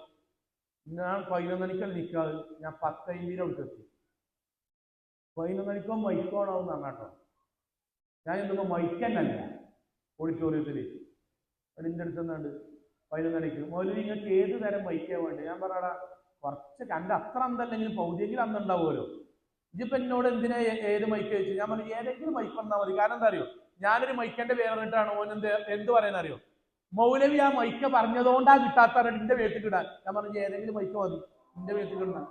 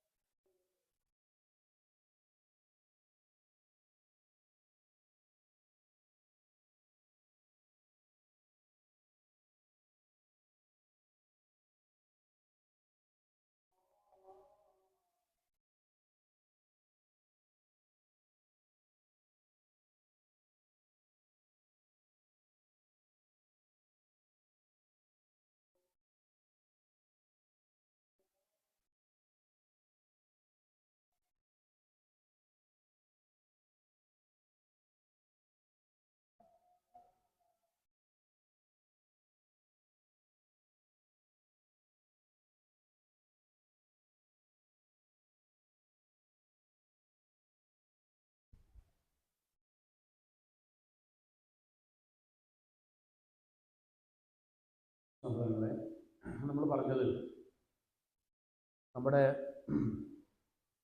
മക്കളുടെ വിഷയത്തിൽ നമ്മൾ തിരിച്ചറിവുണ്ടാവുകയും ഒരു യാഥാർത്ഥ്യബോധത്തിലേക്ക് വരികയും ചെയ്യണമെന്നാണ് ഏറ്റവും പ്രധാനമായിട്ട് നമ്മൾ ഈ പറഞ്ഞത്. ഒന്ന്, അവരെ ആൺകുട്ടികളെയും പെൺകുട്ടികളെയും ലഹരി ഭയങ്കര പ്രശ്നമാണ്. അപ്പോൾ നമ്മളെ കുട്ടികളെ ഇത് മാറാൻ എവിടെ പറഞ്ഞാലും മാറാൻ അള്ളാഹിനെ പറ്റിയുള്ള ബോധം പരലോകബോധം അല്ല, അതൊരു മാർഗമല്ല. ബാക്കി എന്ത് ആക്ടിവിറ്റിയിലാക്കിയാലും പരലോകബോധം അല്ലെങ്കിൽ ശരിയാവില്ല. രണ്ടാമത്തേത് അവിഹിത ബന്ധമാണ്. അങ്ങനെ ഞാൻ പറഞ്ഞു, നമ്മളെ കോഴിക്കോട് നടന്ന വിവാഹത്തിൽ 11 മണിക്ക് എത്താൻ വേണ്ടി പറഞ്ഞു. അങ്ങനെ ഞാൻ 10:50 എത്തി, 11 മണിക്ക് തുടങ്ങിയില്ല. 11:30 തുടങ്ങിയില്ല, 12 മണിക്ക് തുടങ്ങിയില്ല, 12:20 വരനും ടീമും എത്തി ഗേറ്റിന്റെ പുറത്ത്. കാസർഗോഡ് ടീം, നമ്മളെ പെൺകുട്ടിയൊക്കെ അറിയാം, വെളുത്തിട്ട് പാറുന്ന ടീമാണ്, ക്രീമൊക്കെ വെച്ചാണ്ട് ആ ടീമാണ് ഒക്കെ ഉണ്ട്. നിരയായിട്ട് നിന്നത് 12:20 അപ്പോഴേക്കും എനിക്ക് ഉറപ്പാണ് പിന്നെ തിരൂർക്ക് എത്തൂല. ഈ ഫുള്ളിങ്ങനെ ചീത്തറിയാം. എന്താ അറിയോ, ഓലൊക്കെ ഏറ്റാണ്ട് വലിയ മൗലിമാരാന്ന് പറഞ്ഞാൽ എത്തൂല്ല എന്നൊക്കെ പറഞ്ഞു. ഇതൊക്കെ നമ്മളെ കേൾക്കേണ്ടി വരും. ഏതായാലും വന്നു 12:20 ഗേറ്റിന്റെ പുറത്ത്. 1 മണിക്കൂറും 20 മിനിറ്റാട്ട വൈകിയത്. പുറത്തുണ്ട്, ഉള്ളിൽ കയറാതെ നിൽക്കുന്നത്. അപ്പൊ ഞാൻ ആൾക്കാരോട് വന്നിട്ട് ഓലൊന്ന് ഉള്ളിക്ക് വിളിക്കുക. എല്ലാ ചങ്ങായി വന്നിട്ട് പറയണേ, ഇന്റെ 2 ചങ്ങായിമാരും കൂടി വരണേ, ഞാൻ ഓലെ കാത്തിരിക്കുന്നത്. ഞാൻ ആ പെരക്കാരോട് വന്നിട്ട് പറഞ്ഞു, ഇന്റെ നാട്ടിലാണെങ്കിൽ അവൻ്റെ അവസാനത്തെ കല്യാണക്കാരൻ മനുഷ്യന്മാരെ 11 മണിക്ക് 12:20 വരെ ഇങ്ങനെ ഇതിട്ടാണ്ട് പുറത്തുനിന്നാണ്ട് എൻ്റെ 2 ചങ്ങന്മാർ. ആ ചങ്ങന്മാർക്ക് അന്തസ്സും അഭിമാനം ഈ നേരത്തെ വരണ്ടേ. ഞാൻ പറഞ്ഞു പെട്ടെന്ന് വരും മക്കളെ, ഇത് ചെയ്തിട്ട് മനുഷ്യന്മാർക്ക് പോകാനാണ്. വന്നു. ഇനി ബാക്കി മഹല്ലും കൂടി അറിയാനട്ടോ പറഞ്ഞു. ചെന്നു വന്ന് അഡ്രസ്സൊക്കെ വാങ്ങി തുടങ്ങുകയാണ്. നേരെ അൽഹംദുലില്ലാ വസ്സലാത്തു വസ്സലാമു അലാ റസൂലില്ലാ വഅലാ ആലിഹി വസഹബിഹി അജ്മഈൻ അമ്മാ ബഅദ്. സ്റ്റേജിമെന്ന് ഒരാളിൻ്റെ ബാക്കിൽ ഇങ്ങനെ തോന്നി. അദ്ദേഹം സ്റ്റേജിമെന്ന് എഴുന്നേറ്റ് നിൽക്കും. അപ്പോഴേക്കും ആലോചിക്കും, കോഴിക്കോട് ടൗണിലെ വലിയൊരു കല്യാണ മണ്ഡപം 1.5 മണിക്കൂർ വൈകി നടന്നിട്ട് ഇവർ ഭക്ഷണം കൊടുത്തിട്ടില്ല. ആൾക്കാർ തിങ്ങി നിറഞ്ഞ്, എൻ്റെ ഒരു അറിവിൽ ഒരു 600-700 ആൾക്കാരുണ്ടാവും, തിങ്ങി നിറഞ്ഞ് നിൽക്കുകയാണ്. ഒരാൾ സ്റ്റേജിൽ വന്ന് എന്നോട്, നിങ്ങൾ മുജാഹിദ് മൗലവിയാണോ ചോദിച്ചു. ഞാൻ പറഞ്ഞു മൈക്കൻ്റെ മുന്നല്ലേ. അതേതാണ്. അദ്ദേഹം എഴുന്നേറ്റുന്നാണ്ട് തിരിഞ്ഞുന്നാണ്ട് പള്ളി കമ്മിറ്റിക്കാരോട്, അപ്പൊ ഞങ്ങൾ ഈ സൈൻ ചെയ്യുന്നത് മുജാഹിദ് പള്ളി കമ്മിറ്റി രജിസ്റ്ററിലാണ്. പള്ളി കമ്മിറ്റിക്കാർ അതേന്നാണ്. അദ്ദേഹം എഴുന്നേറ്റിട്ടേ, ഇന്നവിടെ കല്യാണവും നിക്കാവും നടക്കൂല കേട്ടോ. നമ്മളെ സദസ്സിന് കച്ചറോട് കച്ചറ, സ്റ്റേജിന്മേ കച്ചറോട് കച്ചറ. 2 ടീമും തല്ലല്ല, തള്ളുക, വാഗ്വാദം ഉണ്ടാകുക, അങ്ങോട്ടും ഇങ്ങോട്ടും ഉണ്ടും തള്ളും ഉണ്ടാകുക. ഞാൻ ഒരു 4-5 മിനിറ്റ് കണ്ടിട്ട് ഞാൻ ലാസ്റ്റോട് പറഞ്ഞു, ചങ്ങന്മാരെ നിങ്ങൾ 2 കൂട്ടർ അങ്ങോട്ടും കൂടി കുടുംബക്കാരാണ്, തല്ല് കുഴിച്ചിട ജാറം മൂട് എന്തെങ്കിലും ചെയ്തോളൂ. ഇത് 2ലും പെടാത്ത ആളാണ് ഞാൻ. ഇന്ന് ഞങ്ങൾ നിലമ്പൂരിൽ നിന്ന് വണ്ടി കയറ്റി കൊണ്ടാണ്ട് 1.5 മണിക്കൂറായി. ഇന്റെ കാര്യത്തിൽ ഒരു തീരുമാനമാക്കി. അതിൽ കൂട്ടത്തിലാണ് ചർച്ച. ഞങ്ങൾ ഇതിന് മുന്നിൽ ചർച്ച ചെയ്ത് നിങ്ങളൊരു കാര്യം ചെയ്യും, 3 മിനിറ്റ് കൊണ്ട് നിക്കാവുത്ത് പഠിപ്പിക്കാൻ പറഞ്ഞാൽ അൽഹംദുലില്ലാ കിട്ടിയാലോ, 3 മിനിറ്റെങ്കിലും കിട്ടിയാലോ. കാരണം നിലമ്പൂരിൽ ഇതുവരെ വന്ന ആളുകൾ ആദരിച്ച് തന്നല്ലോ. ഒരു വിഷയമുണ്ട്, അറബിയിൽ ഇക്കാര്യം നിക്കാവുത്തുക. അറബിയിലോ അല്ല, പിന്നെ അൽഹംദുലില്ലാ നഹ്മദു വനസ്തഈൻ പറയാൻ തന്നെ 1.5 മിനിറ്റ്, വാഖിറു ദഅവാന അൽഹംദുലില്ലാ പറയാൻ 1.5 മിനിറ്റ്. എനിക്ക് മലയാളം ഉണ്ടാൻ സമയം വേണ്ടേ, ആകെ 3 മിനിറ്റ് ആകുന്നത്. ഏതായാലും 3 മിനിറ്റ് കൊണ്ട് ഞാൻ 3 മിനിറ്റ് 2-3 മിനിറ്റ് പറഞ്ഞിട്ട് ഞാൻ പോകും. കാരണം നിക്കാഹ് ചെയ്യുന്ന ആളെ കൊണ്ടുകണ്. ഞാൻ ഈ പറയുന്ന വിഷയത്തേക്ക് വരട്ടോ. ഞാൻ അങ്ങനെ പോരും. ഇതൊക്കെ നടക്കുമോ, ഒരു വിവാഹമാണ്, അലമ്പായി, ആൾക്കാരൊക്കെ എഴുന്നേറ്റിക്കാണ്, സദസ്സെന്ന് കച്ചറുണ്ടായി, ഒക്കെ ഉണ്ടായി. അതൊക്കെ എന്നെ വിഷമിപ്പിച്ചിട്ടുണ്ടെങ്കിൽ ഞാൻ അതൊക്കെ ഉൾക്കൊള്ളും. ഞാൻ നിൽക്കുന്ന സദസ്സിലുണ്ടായി, അതൊന്നും ഇന്ന പ്രശ്നമല്ല കേട്ടോ. കാരണം ഒരു പ്രബോധനം അതൊക്കെ ഉണ്ടാകാം. പക്ഷെ എൻ്റെ മനസ്സിൽ അപ്പോഴൊക്കെ ഒരു സാധനം ഇങ്ങനെ ഇങ്ങനെ വേട്ടയാടുന്നുണ്ട്. ഒരു ചോദ്യം ഒരു വേട്ടയാടുന്നുണ്ട്. ഞാൻ അങ്ങനെ എൻ്റെ കഴിഞ്ഞ് ഞാൻ അങ്ങനെ നടന്നു പോകുമ്പോൾ ആ പെൺകുട്ടിൻ്റെ വാപ്പ സ്റ്റേജിൽ വന്നു. മൂപ്പര് ഞാൻ മൗലവിൽ നിന്ന് കൊണ്ടാക്കി വരട്ടോ. അദ്ദേഹം മാന്യത കാണിച്ചാൽ അദ്ദേഹം എൻ്റെ ബാക്കിൽ ഇങ്ങനെ വന്നു. ഞാൻ കാർ എടുത്തിങ്ങനെ വന്നപ്പം അദ്ദേഹം ഇങ്ങനെ വന്നിട്ട് ഗ്ലാസ് തട്ടി, ഞാൻ ഗ്ലാസ് കാട്ടി അദ്ദേഹം കൈ നിന്നിട്ടാണ്, മൗലവി നിങ്ങൾ പോവുകയാണല്ലേ പറഞ്ഞത്, അദ്ദേഹം പോവുക. അദ്ദേഹം എൻ്റെ കൈ ഇങ്ങനെ വിളിച്ചിട്ടേ, മൗലവി നിങ്ങൾ ഇന്നെ ശവിക്കരുത് പോവാം. അതൊരു ഭയങ്കര വാക്കാണ്. അത് നമ്മളെ മൂത്തൊരാൾ നമ്മളോട് നിങ്ങൾ ഇന്നെ ശവിക്കരുത് എന്ന് പറയുന്നത് നമുക്ക് ഭയങ്കര എട്ടങ്ങാറോ, മനസ്സിങ്ങണോ, അങ്ങനെ നമുക്ക് ഭയങ്കര ഒരു എട്ടങ്ങാറോ. ഞാൻ പറഞ്ഞു എന്താക്കാൻ, അങ്ങനെയൊന്നുമില്ല, അതൊന്നും പ്രശ്നമല്ല, അത് സാരല്ല. അദ്ദേഹത്തോട് വന്ന് തന്നു, കൈ ഇങ്ങനെ പിടിച്ചല്ലേ. മൗലവി അല്ല, 11 മണിക്ക് നിൽക്കാറുള്ളൂ എന്ന് പറഞ്ഞിട്ട് നിങ്ങൾ അന്ന് എന്നോട് പറഞ്ഞു ഓർമ്മയുണ്ട്, എനിക്ക് 2 മണിക്ക് ഇവിടെ എത്തണം. 1.5 മണിക്കൂർ മൗലവി വൈകിപ്പിച്ചു. അത് പോട്ടെ, എന്നിട്ട് നിങ്ങൾ നിൽക്കുന്ന സദസ്സ് ഈ സകല തോന്നിയാസം ഇവിടെ നടന്നില്ല മതി, അതുകൂടി ഞങ്ങൾക്ക് ചെയ്യാതെക്കാൻ കഴിഞ്ഞല്ലോ. അദ്ദേഹം പറഞ്ഞ വാചകം തരും മൂലം. എനിക്കൊരു കാര്യമല്ലോ, ആ സ്റ്റേജിൽ നടന്ന തോന്നിയാസല്ലേ തീരുമാനം കഴിഞ്ഞ കൊണ്ട് കഴിയും. അവിടെ അലമ്പുണ്ടാക്കുന്ന ചെപ്പടക്കി കൊടുക്കാൻ ഒരൊറ്റ കുട്ടിക്ക് ഇന്റെ അടി തടുക്കാൻ അവിടെ കരുത്തില്ല, ഒരു കുട്ടിനോട് ചോദിക്കില്ല എന്നുള്ള ഉശിരും ചങ്കൂറ്റെനിക്കുണ്ട്. പക്ഷേ മൗലവി എൻ്റെ മകള് ഓള് നിർബന്ധിച്ചിട്ട് ഞാൻ നടത്തി കൊടുക്കുന്ന ഇഷ്ടമില്ലാത്ത കല്യാണം മതി, ഞാൻ എന്ത് ചെയ്യാനാണ്? അദ്ദേഹം ഇന്നെ നിങ്ങൾ ശവിക്കല്ലിട്ട മൗലവി എന്ന് പറഞ്ഞിട്ട് ഒന്നുകൂടി നിങ്ങൾ ഇന്നെ ശവിക്കല്ലിട്ട മൗലവി എന്ന് പറഞ്ഞിട്ട് ഞാൻ ക്ലാസ്സിങ്ങനെ പൊന്നിക്കുമ്പോൾ അദ്ദേഹം നടന്നു പോണ രംഗത്തോടെ എൻ്റെ മനസ്സിലുണ്ട്. ജീൻസിന്റെ പാൻറ്റും ഹാഫ് കൈ വെള്ള ഷർട്ട് ഇട്ടുണ്ട്, തല ഇങ്ങനെ കുമ്പിട്ട് അദ്ദേഹം ക്ഷണിച്ച 1000 ആളുകൾക്കടിയിൽ ആ മനുഷ്യങ്ങനെ തല കുമ്പിട്ട് നടന്നു. ഞാൻ അങ്ങനെ ആലോചിച്ചു കൊണ്ടിരിക്കും, ഭൂമി ഒന്ന് പിളർന്നിരുന്നെങ്കിൽ ആണ്ടുപോയാൽ സമാധാനമായിരുന്നു ആഗ്രഹിച്ചിട്ട് ആ മനുഷ്യൻ നടന്നു പോവുകയാണ്. ഞാൻ എന്റെ ചോദ്യത്തിന് ഉത്തരം കിട്ടി, എന്റെ മനസ്സിന്റെ ചോദ്യത്തിന് ഉത്തരം കിട്ടി. എന്തേനറിയോ? സ്റ്റേജുമ്മ തല്ല, ഞാൻ ഉമ്മാരും പാപ്പാരും കേൾക്കണം, സ്റ്റേജുമ്മ തല്ലിട്ടോ, 2 കുടുംബം തമ്മിൽ കള്ള് വച്ച കച്ചറ, മഹലിലത്തെ ആൾക്കാർ വന്നിട്ട് പിടിച്ചേക്കുക, നാട്ടുകാരിന്ന് പിടിച്ചേക്കുക. ഇതൊക്കെ നടക്കുമ്പോഴേ രണ്ടാമത്തെ വരിയിൽ ഈ ബാപ്പാന്റെയും ഈ മൂത്താപ്പാന്റെയും ഈ കുടുംബത്തിലും പെട്ട പുതുമണവാട്ടിന്റെ മുല്ലപ്പൂവും ചൂടി ഞാൻ പറഞ്ഞെനിക്ക് ലജ്ജ ഇത് തോന്നരുതോ, നിർലജ്ജം ഇടിച്ചിരിക്കണ്ട അവിടെ. ഞാൻ അങ്ങനെ ആലോചിച്ചു, ഓള് ഇങ്ങോട്ട് കയറി വരണ്ടേ, ഓള് സ്റ്റേജിന്റെ അടുത്ത് വരണ്ടേ, ഇങ്ങോട്ട് പറയണ്ടേ ഇറങ്ങി പോടാ അവിടുന്ന്, ഇന്റെ വാപ്പാനും ഇന്റെ മൂത്താപ്പാനും ഇന്റെ എളാപ്പാനും ദേഹത്ത് കൈവച്ച അന്റെ കൂടെ ഞാൻ പോരേ, പോടാ അവിടുന്ന്. കാസർഗോട്ട് നിന്ന് കോഴിക്കോട്ട് ഇന്റെ നാട്ടിൽ വന്നിട്ട് ഇന്റെ പെരക്കാരും മഹല്ലാരും ഇന്റെ ഉസ്താദുമാരും ഞങ്ങൾ വന്ന ഖത്തീബിനും മാനം കെടുത്തിട്ട് എന്റെ വീട്ടിൽ ഞാൻ പോകെ, പോടാ അവിടുന്ന്. പറയില്ല വാപ്പാരന്മാര്, പറയില്ല. എന്താ അറിയോ? വാപ്പ തലയിൽ മുണ്ടിട്ട് നടന്നാലും ഉമ്മയെ മഹലിൽ നിന്ന് പുറത്താക്കിയാലും ആങ്ങളമാർ കൂട്ടുകാർ വഴി അപമാനിക്കപ്പെട്ടാലും എന്റെ പൂതി നടന്നാ മതി, അതിന്റെ അപ്പുറമൊന്നുമില്ല. എന്തേ കാരണം അറിയോ? ദീനില്ല, ചൊറുക്കുണ്ട്. ഉമ്മാരെ വാപ്പാരെ ചൊറുക്കുണ്ടായതുകൊണ്ടാണല്ലോ പ്രേമം നടക്കുന്നത്. ചൊറുക്കുണ്ട്, വിദ്യാഭ്യാസമുണ്ട്. അവൾ ഓനും ബാംഗ്ലൂരിൽ നിന്നോ ഒന്നിച്ചു പഠിച്ചോണ്ട് അവിടുന്ന് അങ്ങോട്ടും ഇങ്ങോട്ടും അയാൾ ലാസ്റ്റ് പടന്നാണ്ട് തൂങ്ങിച്ചാകും, അല്ലെങ്കിൽ കെട്ടിച്ചെന്നില്ലെങ്കിൽ പറഞ്ഞിട്ട് കെട്ടിച്ചൊടുക്കുകയാണ്.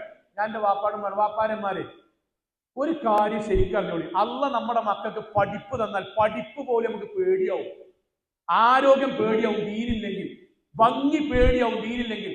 ആ ആരോഗ്യം കൊണ്ട് അവനെങ്ങാനും ഗുണ്ടായുസത്തേക്ക് പോയാൽ ആരോഗ്യം നമുക്ക് ഷെർറായി, സൗന്ദര്യം കൊണ്ട് അവിഹിതം നടന്നാൽ സൗന്ദര്യം ഷെർറായി, പഠനം കൊണ്ട് വൃത്തികേടിലേക്ക് പോയാൽ പഠനം ഷെർറായി. എന്നാൽ അതിന്റെ കൂടെ ദീനുണ്ടെങ്കിലോ, ദീനുണ്ടെങ്കിൽ എത്രയോ കുട്ടികളുണ്ട് നമ്മുടെ നാട്ടിൽ നമ്മുടെ മഹലിലും എത്രയോ ഹറാമിന്റെ അടിയിലും അവരുടെ ജീവിതത്തിൽ വിശ്വാസികളായി ഞങ്ങൾക്ക് ഹറാമാണല്ലോ എന്ന ബോധ്യത്തിൽ ജീവിക്കണം. ഞാൻ സാന്ദ്രത കേട്ടൊരു കാര്യം കൂടി, പെൺകുട്ടികളുടെ വിഷയം വാപ്പാർക്കുമാർക്കും ഇനി ഇവിടെ കേൾക്കണ പെൺകുട്ടികൾക്കും എന്ത് തോന്നിയാലും വേണ്ടില്ല, ഞാൻ എൻ്റെ ഒരു അഭിപ്രായം പറയാണ്. ഇത് വ്യക്തിപരമായ അഭിപ്രായമാണ്, എൻ്റെ അനുഭവത്തിന്റെ അഭിപ്രായമാണ്.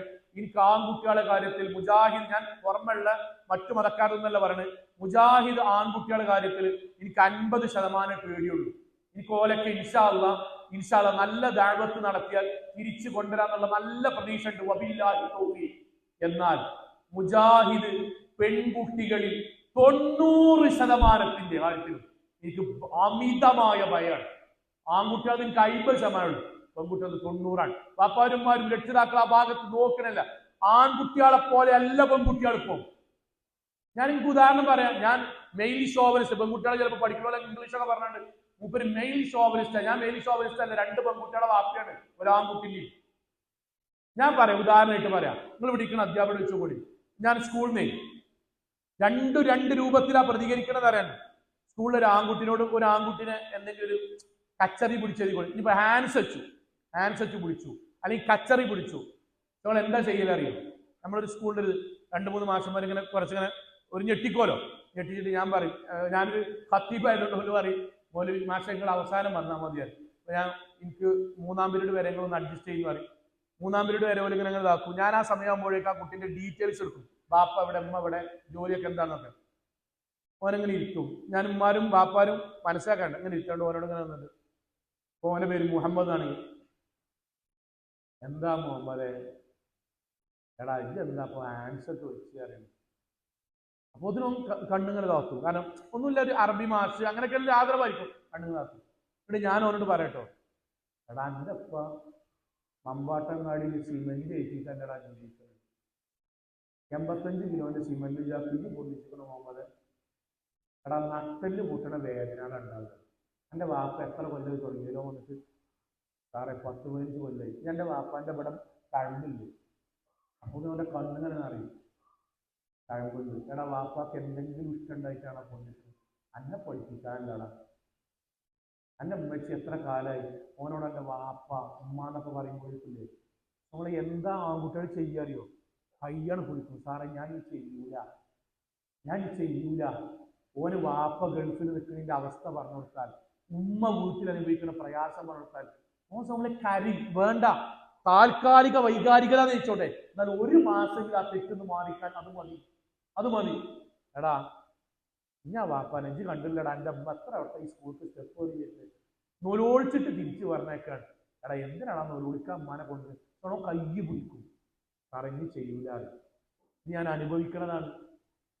ഇതേ അവസരത്തില്ലേ പെൺകുട്ടികളെ കൊണ്ടിട്ടോ 1 മണിക്കൂർ നമ്മളെ ബാപ്പിന്നൊക്കെ പറഞ്ഞിട്ട് ലാസ്റ്റ് പെൺകുട്ടികൾ നിങ്ങൾ പറയണ മരുന്നല്ല എൻ്റെ വാപ്പി കഴിഞ്ഞു. നിങ്ങൾ പറയണ മരുന്നല്ല എൻ്റെ വാപ്പി ഒരു വേറെ കണ്ണൊന്നും ഒരിറ്റ് കണ്ണുനീര് ആ വിഷയത്തിൽ വരില്ല. ഞാൻ എല്ലാവരും അല്ല പറഞ്ഞത് അല്ല, 2 വ്യത്യാസമാണ് ഞാൻ പറഞ്ഞത്. പ്രകൃതിപരമായി തന്നെ നമ്മുടെ നാട്ടിലെ സിസ്റ്റം പ്രകാരം തന്നെ ആൺകുട്ടികളുടെ തീരും പെൺകുട്ടികളുടെ തീരും ഭയങ്കര വ്യത്യാസമുണ്ട്. ഭയങ്കര. ഞാൻ ഉദാഹരണമായിട്ട് നിങ്ങൾക്ക് മനസ്സിലാക്കാൻ വേണ്ടി പറയാം. വാപ്പാരെ മാറണം. ഉമ്മാരുണ്ടായതുകൊണ്ട് ഉമ്മാരെകൾ മാറ്റണം. എന്റെ വീട്ടിൽ ഞാനല്ലാതെ വേറെ നെറ്റിങ് വരാനല്ല, മാറ്റണം. ഇപ്പൊ നിങ്ങൾ ഈ അങ്ങാടി, ഇവിടെ അങ്ങാടി, നമ്മളങ്ങാടി മഗ്‌രിബിന്റെ ടൈമില്, ബാക്കി സമയമൊക്കെ അവിടെ കിടക്കാം. മഗ്‌രിബിന്റെ ടൈമില് മഴയൊന്നുമില്ല. മഗ്‌രിബിന്റെ നമ്മളെ ചക്കന്മാർ, നമ്മളെ കുട്ടികളൊക്കെ ഫുട്ബോൾ കളിഞ്ഞ് ബൂട്ടായിട്ട് ഇങ്ങനെ ഇവിടെ എവിടെയെങ്കിലും ചായ എടുക്കേണ്ടിക്കൊള്ളി. മഗ്‌രിബിന് ബാങ്ക് കൊടുത്തിട്ട് എല്ലാവരും പള്ളിക്കൊക്കെ വന്നു. മഗ്‌രിബിന് എല്ലാവരും പള്ളിക്ക് വരും. ഏകദേശം എല്ലാവരും പള്ളിക്കുന്ന നമ്മളെ ആൺകുട്ടി പള്ളിക്കൊക്കെ വരുന്ന നിർബന്ധമാണ്. അല്ലെങ്കിൽ റമദാൻ മാസം നോമ്പാക്കാൻ തന്നെ വരിയേക്കാൻ അന്തം വിട്ടിങ്ങനെ കണ്ടിരും. കാരണം എല്ലാവരും പള്ളിക്ക് വന്ന് ഓനായിട്ട് കടയിൽ നിന്നാണ്ട് ബാക്കിയുള്ള അങ്ങോട്ടും ഇങ്ങോട്ട് നോക്കേണ്ടി വരും. റമദാനിൽ അങ്ങനെയാണ്. നോമ്പ് വെക്കാന്ന മര്യാദക്ക് തിന്നാനും കിട്ടൂല എന്ന പേരിൽ നോമ്പും ഉണ്ടാവില്ല. പുറത്തിറങ്ങിയ ആൾക്കാർ അറിയും. ആ നൃത്തം നിൽക്കേണ്ടി വരും ആൺകുട്ടിക്ക്. നമ്മളെ ചെക്കന്മാര് ഹോസ്റ്റലിലേക്ക് എഴുതിക്കൊള്ളി. ഓൻ ജമാഅത്തിനുമുള്ള ഓൻ ജുമാക്ക് 2 വട്ടം പോയില്ലെങ്കിൽ ആ മുസ്ലിം കുട്ടികളുണ്ടായിരിക്കും. ഇതെന്ത് മുസ്ലിമായ ചങ്ങായി വെള്ളിയാഴ്ച കൂടി പള്ളിയിൽ പോകാത്തത്? ഞാൻ എൻ്റെ അമ്മയുടെ വാപ്പടിക്കാണ്. ഇവിടെ അങ്ങാടിയിൽ നമ്മളെ പെൺകുട്ടി ഹോസ്റ്റലിൽ നിന്ന് വന്നിട്ട് മഗ്‌രിബിന് ഇറങ്ങി ഈ റോട്ടും കൂടെയാ പോണേ.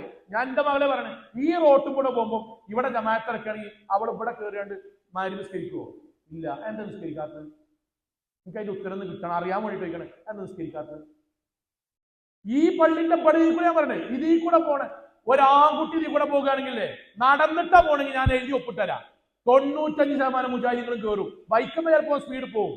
നടക്കുമ്പം ആൾക്കാർ കാണൂലേതെങ്കിലും വിചാരിച്ചിട്ടും കയറും. ഇതിന്റെ മുന്നിൽ കൂടെ പോകണേ. പെൺകുട്ടി കയറൂലല്ലോ. വേണ്ട. ജുമഅ നടക്കുന്ന സമയത്ത് ആൺകുട്ടികള് പെരന്റെ ഉള്ളിലാണ് ഇരിക്കുക, അവിടെ നിന്നോട്ടെ.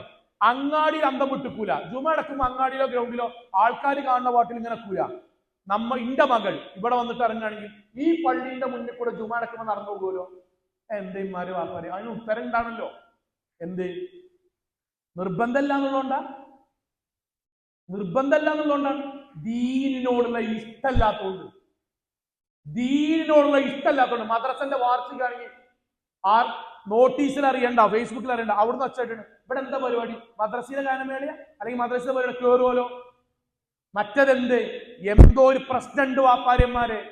പെൺകുട്ടികളുടെ വിഷയത്തിൽ ദീനുമായി ബന്ധപ്പെടുത്തി നമ്മൾക്ക് നല്ല പരാജയം ആ വിഷയത്തിൽ വരുന്നു. എന്തിനേറെ ഞാൻ ലളിതമായിട്ട് പറഞ്ഞില്ല, എല്ലാവർക്കും അറിയാൻ വേണ്ടിട്ട് പറയാം.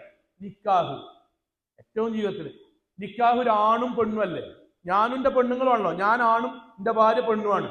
നിങ്ങളെ മകളും മരുമകനാകുന്ന മകന്റെ സ്ഥാനത്ത് നിൽക്കുന്ന അവനും, ഇന്റെ ആൺകുട്ടിയും അവന് വിവാഹം കഴിക്കണ പെൺകുട്ടിവരാണല്ലോ. ഞാൻ പഠിക്കണ വാപ്പാടും പഠിക്കണം. ഇവിടെ നിക്കാ എടുക്കുക. അപ്പൊ ഞാൻ നിക്കാഹൂത്ത് നടത്തുകയാണെങ്കിൽ വരൻ എവിടെ ഇരിക്കുക? എവിടെ പറഞ്ഞാണെങ്കിൽ എവിടെ വരനിരിക്കുക?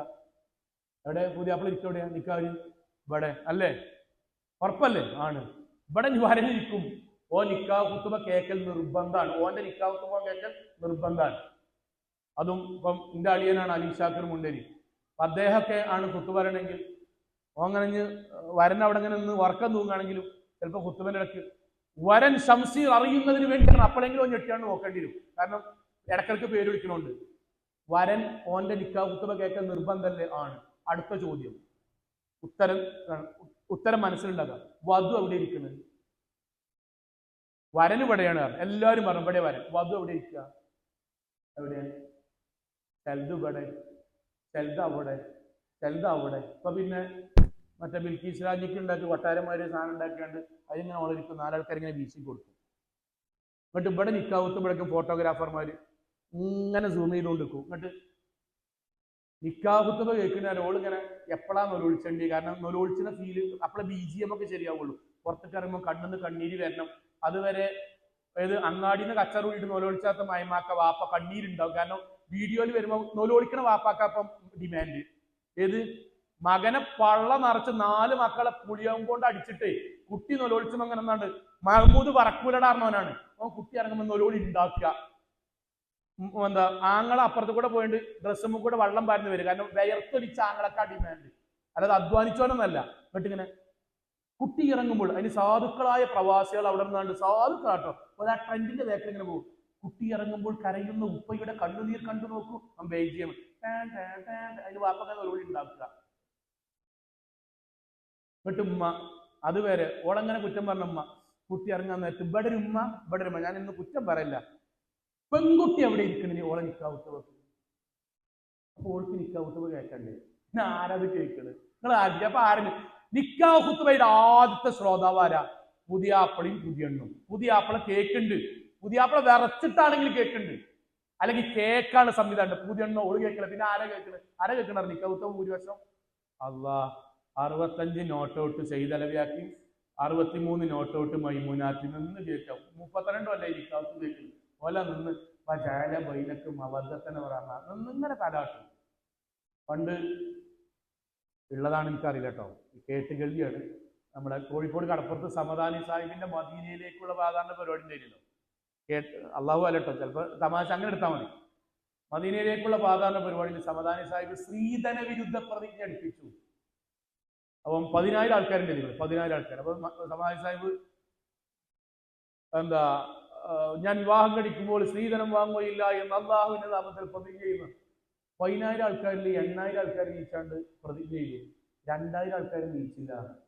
സമദാനി സാഹിബ് സംഘാടകരോട് വെച്ചല്ലോ, അല്ലെങ്കിന്മാര് എന്താ ഇപ്പം 10,000-ൽ 8,000 നീച്ചിട്ടുള്ളൂ, 2,000 നീച്ചില്ല, എന്റെ ഒരു നീക്കാഞ്ഞത്? സംഘാടകരാണല്ലോ. മൗലവി ആ 2,000 ആൾക്കാർ കല്യാണം കഴിക്കാനുള്ളവരാണ്. അപ്പൊ നീച്ചോലൊക്കെ 88 നോട്ടൗട്ടൊക്കെ നീച്ചുന്നത്. ഞാൻ അള്ളാന്റെ മാർഗ്ഗം സ്ത്രീധനം ആരെങ്കിലും കൊടുക്കണ്ടേ? കുഞ്ചിക്ക് പോകാനൊക്കെ കിട്ടിഞ്ഞ സ്ത്രീധനം ആരാസത് പ്രതിജ്ഞല്ലുണ്ട്. കെട്ടണോ പിന്നെ കുറച്ച് ഈമാണ്ടായതുകൊണ്ടാട്ടോ. കാരണം ഓൻ ഓൾറെഡി സ്ത്രീധനം വാങ്ങി നരകത്ത് പോകാൻ ഉദ്ദേശിക്കുന്നത്. അള്ളാന്റെ പേരിൽ ഒരു കരാർ കൂടി പറഞ്ഞ് ഡബിൾ നരകാകന്റെ എഴുതിട്ടോ കുത്തുന്നതാണ്. കുറച്ച് ഈമാണ്ടായതുകൊണ്ട് കുത്തുന്നതാണ്. നിക്കാഹ് ഖുതുബ ആരെ കേൾക്കണ്ടി? വധുവാപ്പാരന്മാരെ മുന്നിലായി ഇരുത്തണ്ടി. ഓളെ കൂട്ടാറ്റുണ്ടോ ആയിക്കോട്ടെ, സന്തോഷത്തിൽ ഇരുന്നോട്ടെ, മുന്നിലരിക്കണ്ടേ. ആ നിക്കാഹ് ഖുതുബ ഒന്നാമത് കേൾക്കേണ്ടത് അവളാണ്. പെൺകുട്ടികളുടെ ദീനിന്റെ വിഷയത്തിൽ പള്ളിയും ദീനുമായി ബന്ധപ്പെടുത്തുന്നില്ല രക്ഷിതാക്കളെ. അങ്ങനെ പോയാൽ മതി. ഓൾക്ക് സുന്നത്തല്ലേ, ഓൾക്ക് ഫർദില്ലല്ലോ, ഓൾക്ക് സുന്നത്തല്ലേ, ഓൾക്ക് ഫർദ്. എന്നിട്ട് എവിടെ എത്തുന്നത് നിങ്ങൾക്ക് അറിയോ? എത്തുന്നത് എവിടെയാ? നമ്മളെ ഈ മഹലിൽ അള്ളാനെ സത്യം ചെയ്താണ്ട് പറയട്ടോ, +2 മുകളിൽ കലാലയങ്ങൾ ഇവിടെ പെരീന്നല്ല കല്യാണം സൽക്കാരം കലാലയം, കല്യാണം സൽക്കാരം ടൂർ കലാലയം. ഒരു വക്ത് നിസ്കരിക്കണ +2 മുകളിലെ പെൺകുട്ടികളെ നിങ്ങൾ കാണിച്ചതാണ് 5% ഉണ്ടാവും. ഞാൻ അനുഭവത്തിനാ പറഞ്ഞേ, ക്ലാസ്സിന് വേണ്ടി പറയാം. എന്തേ അറിയോ? നിസ്കരിക്കണേ ഒതുണ്ടാക്കണ്ടേ? ഒതുണ്ടാക്കാൻ അവർക്ക് ഇഷ്ടല്ല. കാരണം എന്താ അറിയോ? മുഖം ഫുള്ള് കുട്ടി, ഇവിടെ ഫുള്ള് ലിപ്സ്റ്റിക്ക്, കയ്യമ്മ മുഴുവൻ ക്രീം. എന്നിട്ട് ലോഹർന്നു ആസന്ന് ഒതുണ്ടാക്കുമ്പോ ഈ സാധനം പോകണോണ്ട് ഒതുണ്ടാക്കാൻ നിസ്കരിക്കൂല. ഒരു നേരം വേണ്ട, ഒരു ദിവസം ഇതൊക്കെ പാടിടുന്നതിന് എത്ര ഉറുപ്പ്യക്കാർ ഉണ്ടാകുക? സ്വന്തം വീട്ടിൽ നിന്നാണെങ്കിൽ 10 ക്രീമിന്റെ കുറച്ചാണ് എടുക്കുക. എല്ലാം പാടെ കൂട്ടിയ 10-250 ഉറുപ്പ്യ മാക്സിമം കൂട്ടുക. 250 ഉറുപ്പ്യക്ക് പരലോകത്ത് അല്ലാഹു ആദ്യമായി തൗഹീദുള്ള ഒരു മനുഷ്യരോട് ചോദിക്കുന്ന നിസ്കാരം. ആ നിസ്കാരത്തിൽ 5 വക്ത് ഓക്കെയാണെങ്കിൽ ബാക്കിയുള്ള സൽക്കർമ്മങ്ങൾ അല്ലാഹു സ്വീകരിക്കും. പാവങ്ങളെ സഹായിച്ചത് അല്ലാഹു സ്വീകരിക്കും. വീട്ടിൽ സഹായിച്ചത് അല്ലാഹു സ്വീകരിക്കും. കട്ടപ്പണ്ണുകളെ സഹായിച്ചത് അല്ലാഹു സ്വീകരിക്കും. നോമ്പ് നോറ്റത് അല്ലാഹു സ്വീകരിക്കും. എന്നാൽ ആ 5 വക്ത് നിസ്കാരം ഒഴിവാക്കിയാൽ വഖദ് ഖാബ വഖസിറ, ബാക്കിയുള്ള കാര്യങ്ങൾ പടച്ചവൻ ഇതിന്റെ ശിക്ഷ കഴിഞ്ഞിട്ട് പരിഗണിക്കുള്ളൂ. സോ 250 റുപ്യന്റെ മേക്കപ്പിന് വാങ്ങിയിട്ട് നിസ്കാരം ഒഴിവാക്കി നമ്മുടെ കുട്ടികൾ. എന്തേ കാരണം? അത് ഓർക്ക് ഫർളല്ലല്ലോ, ഓർക്ക് സുന്നത്തല്ലേ, ഓർക്ക് പ്രശ്നമല്ലല്ലോ, കേരള നിർബന്ധമല്ലല്ലോ, പുണ്യല്ലേ എന്ന് പഠിപ്പിച്ചോണ്ടാണ്. മാറണം. പെൺകുട്ടികളുടെ വിഷയത്തിൽ മാറ്റമുണ്ടായേ പറ്റൂ. എനിക്ക് ഓരോ പേടി. ആൺകുട്ടികൾ എനിക്ക് സത്യത്തിൽ പറയണം, അള്ളാൻ എന്നോട് ഓലെ പിടിക്കാൻ എത്രയോ വഴി ഉണ്ടാവും. ഓലെ നിക്കാഹിനെങ്കിലും ഒരു പള്ളിക്ക് കയറും, നിക്കാഹിനെങ്കിലും ഇസ്ലാമികമായി. ഞാൻ വളരെ സങ്കടത്തിലാണ് പറഞ്ഞത്. പെൺകുട്ടികൾ നിങ്ങൾ അങ്ങാടി കൂടെ നിങ്ങൾ വെറുതെ നാളെ കോഴിക്കോട് എവിടേക്ക് നിങ്ങൾ ജോലിക്ക് പോയിക്കൊണ്ടിരുന്നു.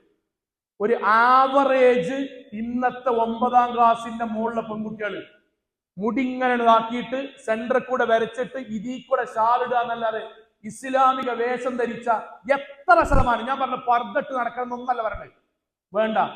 ഔറത്ത് മറക്കുന്ന, അതിന്റെ കട്ടിങ്ങനൊക്കെ പിന്നെ രണ്ടാമത്തെ വിഷയം. ഔറത്ത് മറക്കണ റസൂൽ പറഞ്ഞ പോലെ ഒന്നും ആകണമെന്നില്ല. ഞാൻ പറഞ്ഞ പേരിന് മറക്കണ എത്ര മുസ്ലിം കുട്ടികളുണ്ട്? ഇല്ല. ഞാൻ ഇല്ലാന്ന് അടച്ചാക്ഷരിക്കല്ല, ഇല്ലാന്നില്ല അർത്ഥം 100% ഇല്ലാന്നല്ല. കഴിഞ്ഞ 5 കൊല്ലായിട്ട് 500% താഴ്ത്തിട്ട്. എന്തേ കാരണം? കൊഞ്ചിച്ചിട്ട് തന്നെ, വേറൊന്നുമല്ല. ഞാൻ പറഞ്ഞ ക്രൂരനാകണം എന്നല്ല പറയണത്, അല്ല. പിന്നെ ദീനിന്റെ വിഷയത്തിൽ മാത്രം അയവ്. ബാക്കി നീനൊക്കെ കല്യാണം ഫർള്, ജമാഅത്ത് സുന്നത്തല്ലേ, സൽക്കാരം ഫർള്, ഖുർആൻ ക്ലാസ് ആവശ്യമുണ്ടെങ്കിൽ പോയാൽ മതി, ലേണിങ് ആവശ്യമുണ്ടെങ്കിൽ പോയാൽ മതി.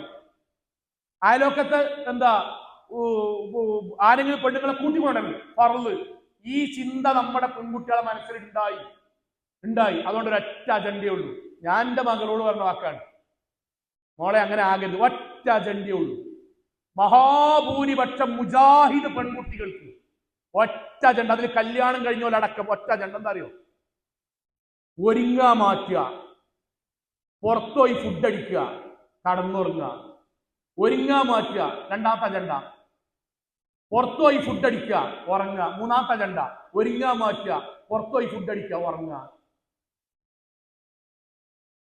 എത്ര നിങ്ങളെ ഇന്ന് കുറ്റപ്പെടുത്തലും. നിങ്ങള് തിങ്കളാഴ്ച ഓലും കൊണ്ട് പുറത്തുപോയി ബീച്ച് പോയണ്ട് ഫുഡ് അടിച്ചാണ്ട് വന്നപ്പോൾ ചൊവ്വാഴ്ച ആകുമ്പോൾ പുറത്തു പോയാലോ?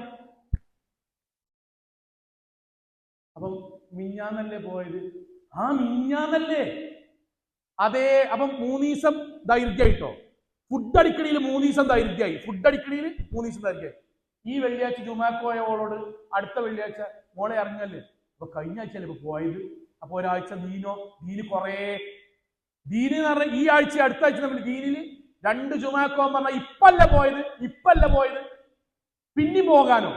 ഈ ടൂർ കഴിഞ്ഞിട്ട് അടുത്ത ടൂറിന്റെ അടുത്ത് 4 ദിവസമാണെങ്കിൽ അപ്പൊ കഴിഞ്ഞ വ്യാഴാഴ്ച പോയി കഴിഞ്ഞാൽ ഇപ്പൊ പോകാതെക്കണോ? ഞാൻ പറഞ്ഞ് ഓലെ കൊണ്ടുപോകരുത് എന്നോ ഇതൊന്നുമല്ല. ഈ കൊണ്ടുപോണ സിസ്റ്റം എടുക്ക കൊണ്ടുപോകണ അറിയോ? ആർമാദം, ആഹ്ലാദം, അനിസ്ലാമികം എന്നതിലേക്ക് മാത്രം.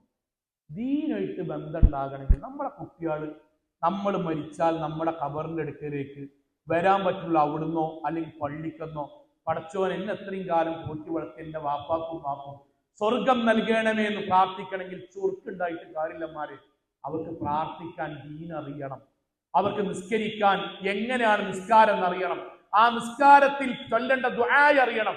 മരിച്ചുപോയ വാപ്പാനോട് ഉമ്മാനോട് റസൂലുള്ളാഹിന്റെ അടുക്കലേക്ക് ഒരു സഹാബി നബിയെ, നിന്റെ മരിച്ചുപോയ വാപ്പാവിനോട് ഉമ്മാനോട് എനിക്ക് കടമുണ്ടോ എന്ന് ചോദിക്കുമ്പോൾ നബി 6 കാര്യങ്ങൾ എണ്ണി പറയുന്നുണ്ട്. ആ 6 കാര്യം നമ്മുടെ കുട്ടിയാൾക്ക് അറിഞ്ഞാലേ ഖബറിൽ വെളിച്ചുണ്ടാകുള്ളൂ, ഖബറിൽ സഹായം ഉണ്ടാകുള്ളൂ.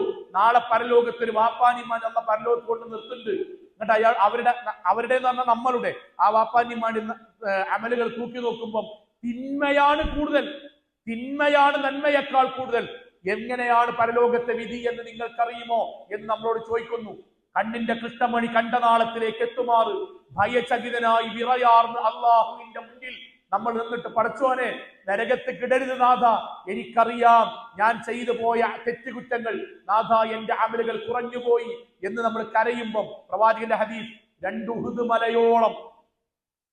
ഉഹുദ് മലയോളം നന്മയുടെ ത്രാസിൽ വന്ന് നിൽക്കുകയും നിനക്ക് സ്വർഗം എന്ന് അള്ളാഹു ആ വാപ്പാണ്ടുമാരോടും സന്തോഷ വാർത്ത അറിയിക്കുമ്പം തുള്ളിച്ചാടി ആ മാതാപിതാക്കൾ അള്ളാണ്ട് ചോദിക്കുന്നുണ്ട്, മാഹാദ, പടച്ചോനെ ഞങ്ങൾ മരിച്ചു പോകുമ്പോൾ ഞങ്ങളുടേത് നന്മയുടെ ത്രാസ് താഴേക്കും തിന്മയുടേത് മുകളിലേക്കുമായിരുന്നല്ലോ. പിന്നെ എങ്ങനെയാ പടച്ചോനെ ഉഹുദ് മലയോളം 2 നന്മകൾ വന്ന് ഞങ്ങളുടെ ജീവിതത്തിൽ നന്മകൾ വർദ്ധിച്ച് ഞങ്ങൾക്ക് സ്വർഗം കിട്ടിയത്? എന്താ വാക്കറിയോ? നിങ്ങൾ മരിച്ചു പോയതിനു ശേഷം നിങ്ങളെ മക്കൾ നിങ്ങൾക്ക് വേണ്ടി നടത്തിയ ഇസ്തിഗ്ഫാറാൻ. മക്കൾ ദുനിയാവിൽ നിന്ന് നടത്തുന്ന, ബാപ്പാക്കുമ്മാക്കും വേണ്ടി നടത്തുന്ന പാപമോചനത്തിന്റെ ഫലമായി അവരെ അത് പഠിപ്പിച്ച മാതാപിതാക്കൾക്ക് നരകത്തിൽ നിന്ന് സ്വർഗത്തിലേക്ക് എത്താൻ അള്ളാഹു കാരണമാക്കും എന്ന് പഠിപ്പിച്ച ദീനാണ് നമ്മുടെ ദീന്. അത് പഠിപ്പിക്കാതെ ഈ ദുനിയാവിന് മരിച്ചോള്. അത് മാറണം, അത് മാറിയേ പറ്റൂ. അതേപോലെ ചിന്താഗതി മാറണം. ചിന്താഗതി നന്നായി പഠിപ്പിക്കണം. ഞാൻ പറഞ്ഞല്ലോ, പഠിക്കണം എന്ന് വാശിയുള്ള അധ്യാപന. ഞാൻ എൻ്റെ ക്ലാസ് കുട്ടിയോട് ഞാൻ പറഞ്ഞു, നിങ്ങൾ പഠിക്കണം, നിങ്ങൾ പരിശ്രമിക്കണം. പരിശ്രമിക്കാത്തിന് വേണമെങ്കിൽ മാതാപിതാക്കൾ അനുവാദത്തോടുകൂടി ശിക്ഷണത്തിന്റെ മാർഗത്തിൽ ശിക്ഷ ഇസ്ലാമികമായി അനുവദിച്ച ഒരു വാപ്പാക്കുമ്മാക്കും അനുവാദം ഉണ്ടെങ്കിൽ അങ്ങനെ പോലും വാശിയുള്ള അധ്യാപന. ഞാൻ നന്നായി പഠിക്കണം, ഉയരങ്ങളിൽ എത്തണം, അത്ര ആഗ്രഹമുള്ള അധ്യാപന ഞാൻ. പക്ഷെ ദീൻ ആ കുട്ടിയെ കൊടുത്തില്ലെങ്കിൽ കിട്ടൂലന്മാരെ ക്ലാസ്സിന് കൊണ്ടുവന്നോളി, ജുമാക്ക് കൊണ്ടുവന്നോളി, മാറ്റം ഉണ്ടാവും. ഞാൻ എൻ്റെ വാക്കുകൾ അവസാനിപ്പിക്കാൻ. 1 ലഹരി, 2 ഇസ്ലാമികമാണ്, അവിഹിത ബന്ധാണ്. 3-മത്തെ എന്താ നിങ്ങളെ അനിസ്ലാമികമാണ്. നിങ്ങൾക്ക് അറിയുന്നതല്ലേ, നമ്മളെ കുട്ടികളോട് നിങ്ങൾ വെറുതെ ഇന്ന് സ്കൂള് ഇന്ന് ഈ ക്യാമ്പ് കഴിഞ്ഞിട്ടുണ്ട്, ഞാൻ എൻ്റെ വ്യത്യാസം മനസ്സിലാക്കാണ്ടോ? ഈ ഇത് കഴിയൂല, രാത്രി ഭക്ഷണം കഴിക്കൂലേ? നമ്മുടെ കുട്ടികൾ മിക്കവാറും ഇടത്തെ കൈ കൊണ്ട് കഴിക്കാനും വെള്ളം കുടിക്കുക. അതിനോലെ പറഞ്ഞിട്ട് കാര്യമില്ല, നമ്മൾ അങ്ങനെ എനിക്ക് ശീലിച്ചുണ്ടാകുക. നമ്മളെ മാറ്റണം കേട്ടോ. ഞാൻ സാധനം ചെറിയ നന്മയാണ്, അല്ല വലിയ ശിർക്കായിട്ട് ബന്ധമല്ല സാധനമില്ല. പക്ഷെ ഒരു കാര്യമുണ്ട്, നമ്മളെ കുട്ടികൾ ഇടത്തെ കൈ കൊണ്ട് വെള്ളം കുടിക്കുമ്പം നിങ്ങൾ ഓനോട് എടാ മോനെ ഇടത്തെ കൈ കൊണ്ട് കുടിക്കല്ലട്ടടാ എന്ന് പറയുമ്പം നമ്മളുടെ മകളുടെ പ്രതികരണം, ബാപ്പാമ്മ അള്ളാ ഞാനേ പെട്ടെന്ന് വന്നിരിക്കുമ്പോൾ ബാപ്പ അതുകൊണ്ട് കുടിച്ചു പോണതാട്ടോ, നിങ്ങൾ പറഞ്ഞ ഓർമ്മിക്കുമ്പോൾ എനിക്ക് സന്തോഷമായി എന്നാണ് മറുപടി എങ്കിൽ, അപ്പോൾ അവനത് മാറ്റുന്നുണ്ടെങ്കിൽ ആ കുട്ടി നല്ല കുട്ടിയാണ്. ഇടക്കിടക്ക് അങ്ങനെ ചെയ്യുന്നുണ്ടെങ്കിലും അവൻ ഭാവിയിൽ മാറും, അവൻ നല്ല കുട്ടിയാണ്. എന്നാൽ നമ്മുടെ കുട്ടികളെ മറുപടി എന്താ ഇപ്പൊ ഇടത്തെ കൈ കൊണ്ടാണ് കുടിച്ച, ഇടത്തെ കൈയിന്റെ ഈ 5 വിരലുമ്മലാണല്ലോ സ്വർഗവും നരകവും. ഇതുകൊണ്ടാണ് കുടിക്കുമ്പോൾ സ്വർഗം, ഇതുകൊണ്ടാണ് കുടിക്കുമ്പോൾ നരകം. വിരലുമ്മലാണല്ലോ സ്വർഗവും നരകവും. എന്നാണോ ഉത്തരം? അത് ഇസ്ലാമെന്ന് തെറ്റിപ്പോയിട്ടുണ്ട്. തെറ്റല്ല, കുറ്റാണ്. മനസ്സിലായില്ല? തെറ്റല്ലത്, കുറ്റമാണ്. തെറ്റല്ല, കുറ്റമാണ്. നമ്മളെ കുട്ടിയൊരു ഫോട്ടോ ഇങ്ങനെ ഫേസ്ബുക്കിൽ നമ്മളിങ്ങനെ കണ്ടു, പോലും ക്ലാസ്സിലെ കുട്ടികൾ ഒന്നിച്ചിരിക്കുകയാണ്, നല്ലതാണ്, കുഴപ്പമില്ല. പക്ഷെ അതിൽ നമ്മളെ കുട്ടി ഒരു ആൺകുട്ടിന്റെ അടുത്ത് ഇങ്ങനെ ചാരിക്കണം. അപ്പൊ നമ്മൾ നല്ല പോലെ ചീത്തെന്ന് പറയാം, മോളെ എന്താ നമ്മള് ഒരു ചെറിയൊരു വിടവയിൽ ഉണ്ടാകട്ടെ മോളെ അങ്ങനെയൊന്നും കരുതിയിട്ട് ചെയ്യണല്ല. അപ്പൊ നമ്മൾ കുട്ടിയാരെ ഉമ്മച്ചിയെ ഫോട്ടോ എടുക്കാൻ നേരത്തെ ഞാൻ ഓടി വന്നപ്പോ അങ്ങനെ ആയി പോയതമ്മ. ഓക്കെ, ആ കുട്ടി നല്ല കുട്ടിയാണ്. അതിന് പകരം ആൺകുട്ടിക്കാണ് തൊടുമ്പോത്തിന് ഇവിടെ അങ്ങനെ ആകാശം പൊട്ടി ഭൂമിയിൽ വെള്ളം വീഴുകയാണല്ലോ, കിണറ് പറ്റിയാണല്ലോ. നിങ്ങൾ ഏത് കാലത്തമ്മ, ഏത് കാലത്തെ വാപ്പ, നിങ്ങളിങ്ങനെ അന്നത്തെ കാലത്തെ കാര്യങ്ങൾ കണ്ട് ഇപ്പത്തെ കാര്യം ഇങ്ങനെ സംഭവിക്കണം. ഇവിടെ കൈയെടുക്കുമ്പോൾ ഇവിടെ ഒന്നും സംഭവിക്കൂല എന്നാണോ? കുറ്റമല്ല നമ്മളെ, തെറ്റല്ല, കുറ്റാണത്. അത് കുഫുറാൻ. ഓരോ മക്കളുടെ ആരും എന്താ അറിയോ, അത് ഭയങ്കര പോയിന്റ്, 2005 പോയിന്റ്. അതല്ല, നൂഹ് നബിയുടെ കാലഘട്ടത്തെ മക്കൾ പറഞ്ഞ പോയിന്റാണ് ഈ പറഞ്ഞത്. അയ്മലാണോ സ്വർഗവും നരകവും. വാപ്പ നൂഹ് നബിന്റെ കാലത്തെ മിനിങ്ങളായ വാപ്പാണ്ട് പാണ്ടും അന്നത്തെ മക്കൾ ദീന് പറയും പറഞ്ഞ വാക്കാണ്. ഇതൊക്കെ എന്നത്തെ പഴഞ്ചൻ കാര്യമാണ്. ഞങ്ങൾ പുതിയ ന്യൂജൻ ആളുകൾ നിങ്ങൾ ഈ പറഞ്ഞ കാര്യം ജീവിക്കണമെന്നോ, കൈയെടുക്കുമ്പോത്തിന് തൊടുമ്പോത്തിന് നമ്മൾ അതിനൊന്നും ന്യായമല്ല. അള്ള പറഞ്ഞൊരു കാര്യം നമ്മൾ എന്തോടാ നിസ്കരിക്കണത്? അള്ള പറഞ്ഞു നമ്മൾ എന്തിനു നോമ്പ്, അള്ള പറഞ്ഞു നമ്മൾ എന്തിനാ ലക്ഷക്കണക്കിന് ഉൾക്കൊടുക്കാൻ മുടക്കേണ്ട അജ്ജനോട്. അള്ള പറഞ്ഞു എന്തോടെ നമ്മൾ കല്ലുടിക്കാതെക്കണ്, കരള് പോണോണ്ടല്ല. അള്ള പറഞ്ഞു, അള്ള അതേപോലെ പറഞ്ഞു ആണുങ്ങൾക്ക് സ്വർണ്ണം ഉപയോഗിക്കാൻ പാടില്ല, മാറുന്നു, അതിന് ചൊറിഞ്ഞിട്ടല്ല. അള്ള പറഞ്ഞു ആ പുരുഷനും സ്ത്രീയും കൈയെടുക്കാൻ പറ്റില്ല, ബോധപൂർവ്വം കൊടുക്കാൻ പറ്റില്ല, അറിഞ്ഞുകൊണ്ട്. അള്ള പറഞ്ഞു ഒരു ന്യായമല്ല. അതിന്റെ അപ്പുറത്ത് ഞങ്ങൾ തമ്മിൽ അങ്ങനെ തൊട്ടുനില്ലോണ്ട് ബലാത്സംഗം നടക്കണ്ട. അള്ള പറഞ്ഞു സ്വർണ്ണം ഉപയോഗിക്കണം. എന്തുകൊണ്ടാ? സ്വർണ്ണ ആണിനോട് പട്ട് വസ്ത്രമായിട്ട് ആണിനോട് ഉപയോഗിക്കണം. എന്തേ? ചൊറി എന്തുകൊണ്ടാ? അല്ല, അള്ള പറഞ്ഞു ഹലാസ്. എന്തുകൊണ്ടാ നമ്മളെ വാപ്പാനോട് ആ ഭക്ഷണം കഴിക്കരുത് എന്ന് പറഞ്ഞത്? ആദ്യന്റെ പേരോട് ആ ഫുഡ് കഴിക്കരുത് എന്ന്. അതിൽ വിഷാംശം ഉണ്ട്, ബാക്ടീരിയ ഉണ്ട്, വൈറസ് ഉണ്ട്, അതെന്റെ കുടലിൽ വന്നിട്ട് അവിടെ എന്താ ക്യാൻസർ ഉണ്ട്. അല്ല, സമീഅനാ വഅതഅനാ, ഞാൻ പറയുന്നത് നീ കേൾക്കുന്നുണ്ടോ എന്നാണ് പരീക്ഷണം ദുനിയാവിലെ. ഞാൻ പറയണെന്താ അറിയോ? നമ്മുടെ മക്കളുടെ മറുപടി എന്താണത് ചെയ്താൽ എന്നതാണോ എങ്കിൽ ദീൻ രണ്ടാമത് അവരെ പഠിപ്പിക്കേണ്ട സ്റ്റേജ് എത്തി. വാപ്പാരന്മാരെ അറിയണം. ഞാനും എൻ്റെ അനിയനും ഞങ്ങൾ രണ്ടുപേര് ഞാനും ഓനും ളുഹർ നിസ്കരിക്കണില്ല. ഇന്നോട് നിങ്ങൾ വന്നിട്ട് ചോദിക്കാണ് എന്താ മൗലവി നിങ്ങൾ നിസ്കരിക്കാത്തത്? എന്റെ മറുപടി ഞാൻ ഷോപ്പിലായിരിക്കും. ഞാൻ ഈ ഷോപ്പിലേക്കാണ്. പടച്ചോൻ, ഈ ഷോപ്പിൽ നിന്ന് അന്ന് മുതൽ എനിക്ക് പേടിയാണ്. ഇടക്കിടക്ക് ളുഹർ കിട്ടും, ചിലപ്പോൾ ഇതിന്റെ തിരക്കോട് ളുഹർ കിട്ടണില്ല. പടച്ചോനെ, നാളെ പരലോകത്ത് ഇതിന്റെ പേരിൽ നരകത്ത് പോകുന്ന എനിക്ക് പേടിയാണ്. സോറി, ഞാൻ ളുഹർ നിസ്കരിച്ചില്ല, പക്ഷെ നിസ്കരിക്കണം എന്ന് എനിക്കുണ്ട്. നിസ്കരിക്കാത്തിന് കുറ്റം കിട്ടുമെന്ന് എനിക്കുണ്ട്. പരലോകത്ത് കുറ്റക്കാരനാകുമെന്ന് എനിക്കുണ്ട്. എന്റെ അച്ഛനോട് ഇരിക്കാണ്, ഈ എന്താണ് ളുഹർ നിസ്കരിക്കാത്ത? ഓന്റെ മറുപടി, നിസ്കരിച്ചിട്ട് വലിയ കാര്യ. നിസ്കരിക്കുന്ന ആൾക്കാർ ഇവിടെ പള്ളിക്ക് തല്ലൂണ്ട് ഞാൻ കണ്ടുകണ്. താടിയച്ച ആൾക്കാർ സ്വർണം കടത്തിന് ഞാൻ കണ്ടുകണ്. ഇതുമ്മലൊന്നല്ല വലിയ കാര്യം, മനസ്സ് നന്നായാ മതി. നിസ്കാരൊക്കെ അതിന്റെ അപ്പുറത്താണ് എന്ന് പറയുകയാണെങ്കിൽ അവൻ കുഫുറാണ് പറയണത്. നിസ്കരിക്കാത്ത കുറ്റല്ല അവനുണ്ടാകുക, അള്ളാഹുവിന്റെ മതത്തെ നിഷേധിച്ചതിന്റെ കുറ്റം ഉണ്ടാകുക. കഴിഞ്ഞ 5 കൊല്ലമായിട്ട് നമ്മളെ മക്കൾ എത്തിക്കുന്ന സ്റ്റേജ് അതാണ്. എന്തിനാ തലയിലട്ടം? എന്തിനാ ഇസ്ലാമിക വസ്ത്രം? എന്തിനാ കല്യാണം? അതിൽ പെട്ടതാ. എന്തിനാ കല്യാണം? എന്താ നമ്മളെ കുട്ടികൾ കല്യാണം കഴിക്കാത്തത്? ഞാൻ പെൺകുട്ടികൾ മാത്രമാണ് നിങ്ങൾക്ക് പറഞ്ഞു കൊടുത്തില്ല. സത്യത്തിൽ പറയാം, എന്തോ ഒരു കല്യാണം കഴിക്കാത്തത്? ഞാൻ 2-3 കാരണമുണ്ട്. ഒന്ന്, നമ്മളെ കുടുംബജീവിതം കണ്ടിട്ട് വേണ്ടാ തീരുമാനിച്ചുകൊണ്ട് അതിന് പിന്നെ പറഞ്ഞിട്ടൊന്നും കാര്യമില്ല. അത് നമ്മളത് കണ്ടാണ്ട് എന്നോട് ഒരു വാപ്പ വന്നിട്ട് പറഞ്ഞു, അമ്മ വന്നിട്ട് പറഞ്ഞു മോള് കല്യാണത്തിന് സമ്മതിക്കണില്ല. അപ്പം ഞാൻ മോളോട് വന്നിട്ട്, മോളെ ഇതെന്തേ കല്യാണത്തിന് സമ്മതിക്കാത്ത? അപ്പോൾ ഓൾ എന്നിട്ട് പറഞ്ഞു, മോള് നിങ്ങൾ വിചാരിക്കണ ആ ടീമൊന്നുമല്ലേ, ഇത് കല്യാണം എന്ന് പറഞ്ഞ പ്രശ്നമാണ്. ഞാൻ ഉമ്മാനോട് ചോദിച്ചു, ഉമ്മ എന്തിനാ ഞാൻ കല്യാണം കഴിക്കണത്? ഉമ്മ പറഞ്ഞു, എനിക്ക് ജീവിതമൊക്കെ വേണ്ടേ, സമാധാനം സ്വസ്ഥത. ഉമ്മ, ഞാൻ നിങ്ങള് ബാപ്പാനി എന്നും കാണുന്നുണ്ട്, രാവിലെ തുടങ്ങണ സമാധാനം രാത്രി നിൽക്കലുള്ളൂ, എന്നും സമാധാനമാണ്. ഇടക്കിടക്ക് വച്ചുംപൊളി മദ്യം പറയലും തീരുമാനമായിട്ട്. അപ്പൊ ഞാൻ എൻ്റെ ഉമ്മാനോട് ചോദിച്ചു, ഉമ്മ ഇപ്പൊ ഞാൻ കുഴപ്പമില്ലാതെ പോവുകയാണ്, എന്തിനാണ് നാട്ടുകാർക്കൊക്കെ പാടെ ചോറച്ചാണ്ട് പെരിയിൽ അലമ്പുണ്ടാക്കിയിട്ട് നാട്ടുകാർ അറിയിച്ചാണ്ട് അലമ്പുണ്ടാക്കുന്നത് വേണ്ടാന്ന് എഴുതിയിട്ട് നല്ല ബന്ധം വന്ന് ഞാൻ കെട്ടിക്കൊണ്ട് അതൊരു ഭാഗമായിട്ട്. അത് ആ കാരണം ആണെങ്കിൽ നമ്മൾ തിരുത്തണം. പക്ഷെ പെൺകുട്ടികളെ മനസ്സിലാതല്ല. പെൺകുട്ടികൾ സ്വീകരിക്കണം എന്നറിയും. ഒറ്റ പ്രധാനപ്പെട്ട വാക്കെന്നറിയും, സ്വാതന്ത്ര്യം പോകും, ചിറക് അരിഞ്ഞ പോലെയാണ്, പിന്നെ പറക്കാൻ കഴിയൂല, നമ്മൾ വിചാരിച്ച പോലെ ഒന്നും ആകൂല. പിന്നെ അതിനൊക്കെ പോലെ സ്വീകരിക്കണം ആരെ അറിയാം? 2-3 ആൾക്കാരെ സ്വീകരിക്കുക. എനിക്ക് അതാണ് ഭയങ്കര. ഒന്ന്, ദാമ്പത്യം പൊളിഞ്ഞ 4-5 ആൾക്കാരുണ്ടാവും, ഓലേക്കാരും ഭയങ്കര ഉപദേശം. 2, അള്ളയും റസൂലും പറഞ്ഞ പോലെ കല്യാണം കഴിച്ചവരുണ്ടാവും, എന്നിട്ട് ഓലെ കുടുംബജീവിതം അട്ടർ ഫ്ലോപ്പ് ആയിട്ടുണ്ടാവും. ഓലേക്കെന്നേക്കാരും ഓല ഉപദേശം സ്വീകരിക്കാം. പിന്നെ കുറെ യൂട്യൂബിൽ കുറെ പെണ്ണുങ്ങൾ ഉണ്ടാവും, ഓലേക്കുള്ള ഉപദേശം സ്വീകരിക്കും. എനിക്ക് എന്തെന്ന് ഓർമ്മയുണ്ട്, ഇതിന്റെ ഒരു ചങ്ങായി കല്യാണം കഴിച്ചു. ഓനെ ഇതിന്റെ ഒരു ഭാഗമാട്ടെ, കഴിഞ്ഞ പോലെ പറ്റിയിട്ട് വരെ അതിന്റെ നമ്മൾ മനസ്സിലാക്കേണ്ടതാണ്. ഓന്റെ കല്യാണം കഴിഞ്ഞു, ഓന്റെ ഭാര്യ 1 മാസമായിട്ടുള്ളൂ. എന്ത് പറഞ്ഞാലും ഓൻ പറഞ്ഞാൽ ഫുള്ളായിട്ട് ഇങ്ങോട്ട് കേൾക്കൂല. നല്ല ജീവിതം, പക്ഷെ എന്തായിട്ടും കേൾക്കൂല. ഇവൻ വന്നിട്ട് ഷാഹിദയ്ക്കൊന്ന് സംസാരിച്ചു നോക്കുക. അപ്പൊ ഞാൻ ആ പെൺകുട്ടിയുടെ അടുത്ത് ഒലക്ക് മുന്നിൽ ഇങ്ങനെ സൈഡിൽ മാറി നിന്നാണ് ഞാൻ ചോദിച്ചു, മോളെ എനിക്ക് ഈ കല്യാണം ഇഷ്ടമല്ലേ? ഉത്തരം കേൾക്കണം കേട്ടോ. അതേ എന്നാണ്. ഇക്കാക്കാൻ എനിക്ക് ഇഷ്ടമല്ലേ? അതെ. കാക്കാന്റെ വാപ്പാനും മണി? അതെ. പിന്നെ എന്ത് അങ്ങനെ പറയുന്നത്? ഇങ്ങനെ ഇടക്കിടക്ക് എതിരിങ്ങനെ പറയുന്നുണ്ടെന്നല്ലേ, എന്തുകൊണ്ടാണ്? അതിന് ഓള് പറഞ്ഞ മറുപടി എന്താ? ഇന്റെ ഇത്താത്തന്നോട് പറഞ്ഞിട്ട് ആദ്യം തന്നെ മൂപ്പര് പറയണ എല്ലാം കേൾക്കാൻ നിൽക്കണ്ട, പിന്നെ മൂപ്പര് അടിഞ്ഞ ഇക്കാരം അതിന് നിൽക്കണ്ട, കുറച്ചൊക്കെ അങ്ങോട്ട് 4 വർത്തമാനം പറഞ്ഞു. അപ്പൊ എൻ്റെ ഏകദേശം ഓൻ്റെ ഏകദേശം മനസ്സിലാകുമ്പോൾ അതിനനുസരിച്ച് മൂപ്പര് നിന്നോളൂ. ഞാൻ ഓളോട് ആദ്യം പറഞ്ഞു വെക്കുന്നല്ലോ, ജാതി എൻ്റെ ജീവിതത്തിൽ താത്താനെ ഡൈവേഴ്സ് ചെയ്യണം, എന്നാൽ എൻ്റെ കുടുംബജീവിതം സമാധാനവും. താത്താനെ ഡൈവേഴ്സ് അങ്ങനെ കുറച്ച് ഉമ്മാരും ഉണ്ട് കേട്ടോ, ഉമ്മാരും ഉണ്ട്. ഞാൻ വേറെ ഈ വിഷയത്തിന് മാറില്ല. മകളെ കിട്ടിച്ചേക്കുമ്പോഴേ അതിന് തന്നെ മോശക്കാർക്ക് ഇജ്ജ് ചായ കൊണ്ട് പോകണ്ട, പിന്നെ എൻ്റെ മേത്താവുന്നു, എൻ്റെ അതല്ലോ. ഭയങ്കര ഉപദേശന്മാരെ, നിങ്ങളതോ കോളായി കബർക്ക് എടുക്കാനേക്കണം, ഇനി ഓൾതും കൂടി കോളാക്കണ്ട. അതിന് തന്നെ മോപ്പെടുത്താണ്ട് അടിച്ചു വരാൻ നിൽക്കണ്ട. മൂത്തച്ചിക്ക് അത് ഗുണമായി, മൂത്തച്ചി ഗുണായിക്കോട്ടെ, എന്താ കുഴപ്പം? നിങ്ങളെന്തിനാണ് മനുഷ്യന്റെ ജീവിതം 2 കണ്ടാക്കുന്നത്? പെൺകുട്ടികളെ, നിങ്ങളുടെ ജീവിതത്തിൽ സ്വാതന്ത്ര്യം നഷ്ടാവുന്നതാണെങ്കിൽ ആ വാദം നമുക്ക് ഹെഡിങ് എഴുതിയ കല്യാണം സ്വാതന്ത്ര്യത്തിനെതിരാണ്. അവനാന് വിചാരിച്ച പോലെ ജീവിക്കാൻ പറ്റൂല, അവനാന്റെ ഇഷ്ടങ്ങൾ നടപ്പിലാക്കാൻ പറ്റില്ല, അതുകൊണ്ട് ഞങ്ങൾ ചെയ്യില്ല. ശരി, അത് ഹെഡിങ് എഴുതുക.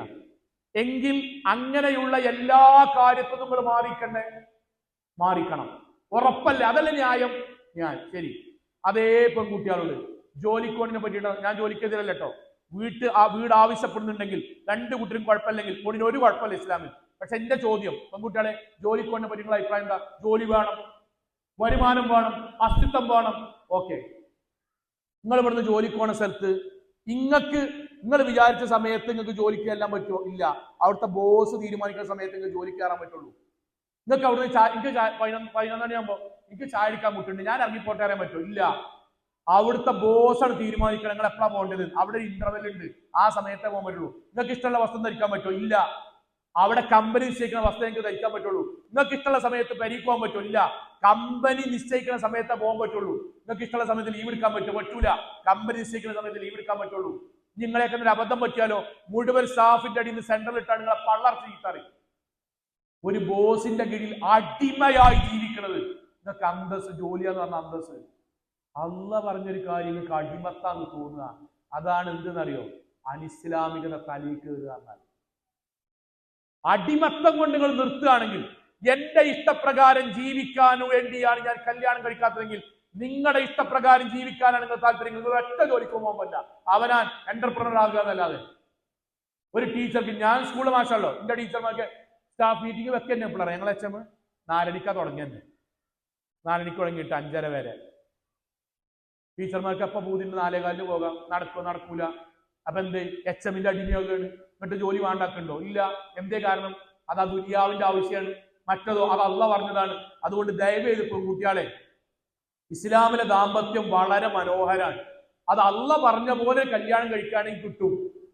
അള്ള പറഞ്ഞ പോലെ ആ വിവാഹത്തിലേക്ക് നമ്മൾ എത്തണം, നമ്മളെ മക്കളെ എത്തിക്കണം. എന്റെ വാക്കിൽ ഞാൻ അവസാനിപ്പിക്കുന്നു. 5 മിനിറ്റ് കൊണ്ട് ഞാൻ അവസാനിപ്പിക്കാൻ. രക്ഷിതാക്കളെ, നമ്മുടെ മക്കൾ നമ്മുടെ കൂടെ ഉണ്ടാകണം. അവർ നമ്മുടെ പരലോകത്തിന് വേണ്ടി പ്രാർത്ഥിക്കണം. അവർ നാളെ പരലോകത്ത് നമ്മൾക്ക് ശുപാർശ പറയണം. അതിനെന്താ വേണ്ടി അറിയും? അവർ ദീനിയാകണം. ദീന് കിട്ടുന്ന സ്ഥലം കല്യാണ വീടല്ല. അവിടേക്ക് നമ്മൾ ദുനിയാവിന്റെ കാര്യത്തിന് പോകുന്നുണ്ട്. സൽക്കാര വീടല്ല, ദുനിയാവിന്റെ കാര്യത്തിന് പോകുന്നുണ്ട്. വിദ്യാഭ്യാസ കേന്ദ്രങ്ങൾ, നമ്മൾ ദുനിയാവിന് വേണ്ടി പോകണം. എന്നാൽ അതിന്റെ കൂടെ നമ്മൾ നമ്മുടെ കുട്ടികൾ ഹറാമുക്ക് പോകാതെ, അവിഹിതങ്ങളിലേക്ക് പോകാതെ, നമ്മൾക്ക് കൺകുളിർമയായി നമ്മുടെ കൂടെ ഉണ്ടാകണം എന്നാഗ്രഹിക്കുന്നുണ്ടെങ്കിൽ അവർ ദീൻ കിട്ടുന്ന സ്ഥലത്തേക്ക് കൊണ്ടുവരണം. ആ ദീൻ വഴിയാണ് നിങ്ങളുടെ ജീവിതത്തിൽ സന്തോഷം ഉണ്ടാകുക. അള്ളാഹുവിന്റെ വാക്കാണ്, ആ ദീൻ വഴിയാണ് സന്തോഷം ഉണ്ടാവുക. മക്കളെ ബാക്കി എല്ലാ കാര്യത്തിനും പറഞ്ഞയച്ച് ദീനിന്റെ കാര്യത്തിൽ ക്ലാസുകൾക്ക്, CRകൾക്ക്, വിദ്യാർത്ഥി സംഗമങ്ങൾക്ക്, ജുമഅക്ക്, ഖുത്ബക്ക്, ലേണിംഗ് ക്ലാസ്സിന് നമ്മുടെ മക്കളെ കൊണ്ടുവന്നിട്ടില്ലെങ്കിൽ, അള്ളാഹുവിന്റെ ദീനിനെ മനഃപൂർവ്വം നമ്മൾ അവഗണിച്ചാൽ, ബാക്കി ദുനിയാവിന്റെ എല്ലാ കാര്യങ്ങൾക്കും കൊണ്ടുപോകുമ്പോഴും ഡ്രസ് എടുക്കാൻ കൂട്ടത്തോടെ പോകുക, കല്യാണത്തിന് കൂട്ടത്തോടെ പോകുക, ദീനിന്റെ വിഷയത്തിൽ മാത്രം മക്കളെ കൊണ്ടുവരാതെ ദീൻ അവഗണിക്കുകയാണെങ്കിൽ അവന്റെ ജീവിതത്തിൽ അള്ളാഹു ദുനിയാവിലെ ജീവിതം കുടുസാക്കും, ടെൻഷൻ ഉള്ളതാക്കും, പ്രശ്നമുള്ളതാക്കും, അവിഹിതങ്ങൾ കൊണ്ടുവരും, പ്രശ്നങ്ങൾ കൊണ്ടുവരും. മദ്യം പറയിൽ നമ്മുടെ വീട് വേദിയാകും. സ്കൂളിലേക്ക് വാപ്പിയും പോകേണ്ടി വരും. ഒറ്റ കാരണേ ഉള്ളൂ, ദീൻ നമ്മളെ മുഴുവൻ മക്കളെ വിഷയത്തിൽ ഒഴിവാക്കി എന്നതുകൊണ്ട്. എന്നിട്ട് പരലോകത്ത് അള്ളാഹു അവനെ അന്ധനായി കൊണ്ടുവരികയും ചെയ്യും. സഹോദരങ്ങളെ, ദീൻ കൊടുത്താൽ വിപ്ലവകരമായ മാറ്റം ഉണ്ടാവും. ആ ഒരൊറ്റ അനുഭവം പറഞ്ഞ് ഞാൻ എന്റെ വാക്ക് അവസാനിപ്പിക്കാൻ. നമുക്കൊരു ആവേശം ഉണ്ടാകാനാ പറഞ്ഞത്. ഞങ്ങളുടെ നാട്ടില് കുറച്ച് വർഷങ്ങൾക്ക് മുമ്പ് വിദ്യാർത്ഥികൾക്ക് ഒരു ക്യാമ്പ് വെച്ചിരുന്നു. 5-8 ദിവസത്തെ ക്യാമ്പ്. ആ ക്യാമ്പിൽ മലപ്പുറം ജില്ലന്റെയും കോഴിക്കോട് ജില്ലയും പരിസരത്തും പല കുട്ടികളും വന്നിരുന്നു. ആ ക്യാമ്പിന്റെ അവസാനം കുട്ടികളുടെ അതിന്റെ റിവ്യൂ പറയാൻ വേണ്ടി പറഞ്ഞു. അപ്പൊ ഒരു കുട്ടി, കുറെ ആൾക്കാർ റിവ്യൂ പറഞ്ഞ ഉടനെ ഒരു കുട്ടി എഴുതിയിട്ട് പറഞ്ഞു, ഞാൻ റിവ്യൂ പറയാണ്. ആ റിവ്യൂ ഈ വർഷത്തേതല്ല, പിന്നെ കഴിഞ്ഞ വർഷം ഇതേ ക്യാമ്പിന് ഞാൻ അവിടെ പങ്കെടുത്തിരുന്നു. അതിൽ കിട്ടിയ ഇൻസ്പിരേഷൻ വഴിയാണ് ഈ തവണയും ഞാൻ ഒരു വെക്കേഷനിലാണ് പങ്കെടുത്തത്. കഴിഞ്ഞ വർഷത്തെ ഒരു അനുഭവം പറയാന്ന് പറഞ്ഞു. അപ്പൊ ആയിക്കോട്ടെ എന്നാണ്. അപ്പൊ എഴുതിയിട്ടുണ്ട്, ചെക്കനാണ് എഴുതിയിട്ട് പറഞ്ഞു, വെക്കേഷൻ അല്ലേ, ഞാൻ ഇങ്ങനെ പന്തൊക്കെ കളിച്ചിങ്ങനെ പോകുന്നത് നിന്റെ വാപ്പനോട് എന്നെ പിടിച്ചാണ്ട് കൊണ്ടാക്കി ക്യാമ്പിൽ ഇന്നെ വലിച്ചോണ്ടെന്നാണ്ട് എനിക്ക് വെറും കളി മാത്രമായാൽ പോരാ, കുറച്ചൊക്കെ ദുഃഖമാണെന്നാണ് ഇന്നെ കൊണ്ടുപോയി ഇവിടെ ക്യാമ്പിൽ കൊണ്ടാക്കി. എനിക്കൊരു ഇഷ്ടമല്ല. ഇനി ആയിട്ടീസൊക്കെ ഇങ്ങനെ എനിക്ക് ചടച്ചിട്ട് ഞാൻ എങ്ങനെ മുങ്ങണമെന്ന് ആലോചിച്ചിട്ട് പിന്നെ കുറച്ച് വെയിലാണ്ട് ഫുട്ബോൾ കളിക്കുന്നു. കുറച്ച് കഴിഞ്ഞപ്പോൾ എല്ലാവരും പാടെ കൂട്ടിയാണ് ഞങ്ങളെ ആൾക്കാർ അവിടെ ചെറിയൊരു സ്വിമ്മിംഗ് പൂൾ പോലെ ഉണ്ട്, അതിക്ക് പോയി. പിന്നെ രാവിലെ ചെറിയൊരു ഒരു രസമല്ല വോളിബോളൊക്കെ. അപ്പൊ ഇങ്ങനെ ഹരായി. അതിൻ്റെ ഇടയ്ക്ക് ചെറിയ കുറച്ച് ഹിഫ്ള്, കുറച്ച് പ്രാർത്ഥനകൾ, ഒന്നിച്ച് റിസ്ക് ഒന്നുമില്ല. ഞങ്ങൾ മദ്രസയിൽ പഠിച്ച കാര്യങ്ങൾ, പിന്നെ കുറച്ചിങ്ങനെ എഴുത്തുമാനൊക്കെ ഒരു 5-8 ദിവസം ഭയങ്കര രസമായിട്ട് ഞങ്ങൾ കഴിഞ്ഞ ഭയങ്കര പെട്ടെന്ന് കഴിഞ്ഞു. അപ്പൊ ക്യാമ്പിന്റെ അവസാനം, 8 ദിവസത്തെ ക്യാമ്പിന്റെ അവസാനം ഞങ്ങളെ ക്യാമ്പ് ലീഡർ അന്ന് ഞങ്ങളോട് പറഞ്ഞു. ഓൻ പറഞ്ഞ വാക്കി ശ്രദ്ധിക്കുക, ഇനി ഈ ക്ലാസ്സിന്റെ അവസാനം ഈ വാക്കാട്ടോ. അന്ന് ക്യാമ്പ് ലീഡർ പറഞ്ഞു, മക്കളെ 8 ദിവസം കഴിഞ്ഞ് ഞങ്ങൾ വീട്ടിൽ പോകാൻ നേരത്ത് പറഞ്ഞു, മക്കളെ 8 ദിവസം നിങ്ങളും ഞങ്ങൾ ഒരുമിച്ചായിരുന്നു. നിങ്ങളെ സുബൈക്ക് ഞങ്ങൾ വിളിച്ചുണർത്തും, ജമാഅത്ത് ഞങ്ങൾ ഓർമ്മിപ്പിക്കും, ഖുർആൻ ഓതാൻ ഞങ്ങൾ പറയും, ദിക്റുകൾ ചൊല്ലിയില്ലേന്ന് ഞങ്ങൾ ചോദിക്കും, എല്ലാം ഞങ്ങൾ ഓർമ്മിപ്പിച്ച് നിങ്ങളും ഞങ്ങൾ ഒരുമിച്ചാ ചൊല്ലിയില്ലേ, ഇനി നിങ്ങൾ വീട്ടിക്കാ പോണേ. അവിടെ ഇത് ഓർമ്മിപ്പിക്കാൻ ഞങ്ങളില്ല. ഇവിടെ നിന്ന് കിട്ടിയ ആവേശം കൊണ്ട്, ദീന് കൊണ്ട് നിങ്ങൾ വീട്ടിൽ സ്വയം ഇവിടെ നിന്ന് പഠിച്ചത് സ്വയം നിങ്ങൾ ചെയ്യണം. അതുവഴി ദീനിയായി ജീവിക്കണം. ഇവിടെ വന്നിട്ട് പറഞ്ഞു, അങ്ങനെ ഞാൻ ആവേശത്തിൽ പെരീക്കുന്നു. സുബൈക്ക് അലാറം വെച്ച് ഞാൻ നീച്ചോണ്ട് പെര ഫുള്ളിരുത്ത്. പെര ഫുള്ളിരുത്തി പറഞ്ഞാൽ മുത്തക്കിയായ വാർത്തയും പൊന്തിയിട്ടില്ല. ഇത് പറഞ്ഞാൽ അതാണ്, നമുക്ക് ഹയറ് കരുതണം എന്നാണല്ലോ. അപ്പൊ ഹയറ് കരുതുക, തഹജ്ജുദ് സ്കെച്ച് ക്ഷീണം കൊണ്ട് സുബൈ സ്കെച്ചില്ല, അങ്ങനെ കരുതുക, നമുക്ക് കുറ്റം കിട്ടണ്ട, നല്ല കരുതണം എന്നാണല്ലോ. അങ്ങനെ വാപ്പിയും പൊന്തില്ല. ലോകം വന്നിട്ട് പറഞ്ഞു, ഞാൻ പെര ഫുള്ളിരുത്ത്, വാപ്പിയും നീച്ചില്ല. ഇനി ഞാൻ അങ്ങനെ എന്താ ചെയ്യണ്ടേ? പിന്നെ ഞാൻ ഓൻ പറഞ്ഞ വാക്ക് പറയട്ടെ, ഞാൻ ബാപ്പാന്റെ സലാം എടുക്കാദ്യം. ബാപ്പാന്റെ സലാം അറിയില്ല മുജാഹിദീങ്ങളെ പരീക്കരുമ്പോ നമ്മളെ ബാപ്പാന്റെ സലാം ഏതാ? ബാപ്പാന്റെ സലാം ബാപ്പാന്റെ സലാം അതാണ്. കാരണം പെണ്ണുങ്ങൾ അസ്സലാമു അലൈക്കും എന്ന് പറഞ്ഞ പെണ്ണുങ്ങൾ അങ്ങനെ സ്വർഗത്ത് പോയാലെന്ന് എഴുതിയിരിക്കാറ്. ബാക്കിയുള്ളവരൊക്കെ സലാം അങ്ങാടി നിന്നൊക്കെയാണ് ഇപ്പോഴും വൈക്കുമ്പോൾ പോലൊക്കെ സലാം വലിച്ചറിയത്. സലാം അലൈക്കും പരീക്കരുമാണ് എന്നൊക്കെ പറഞ്ഞിട്ട് ഇങ്ങനെ കയറിയത്. കാരണം എന്തോ ഒരു ഇടങ്ങേറുള്ള മാതിരിയാണ്. ഓൻ പറഞ്ഞു, ഞാൻ കുറച്ച് ഒച്ച ഉണ്ടാക്കി, വാപ്പാന്റെ സലാം ഉണ്ടാക്കി. വാപ്പിന്റെ നീക്കണില്ല. കുറച്ച് കഴിഞ്ഞപ്പോ ഞാൻ ഉറക്കനൊതെടുത്തു. ഉറക്കനൊതെടുത്താൻ മനസ്സിലായില്ലേ?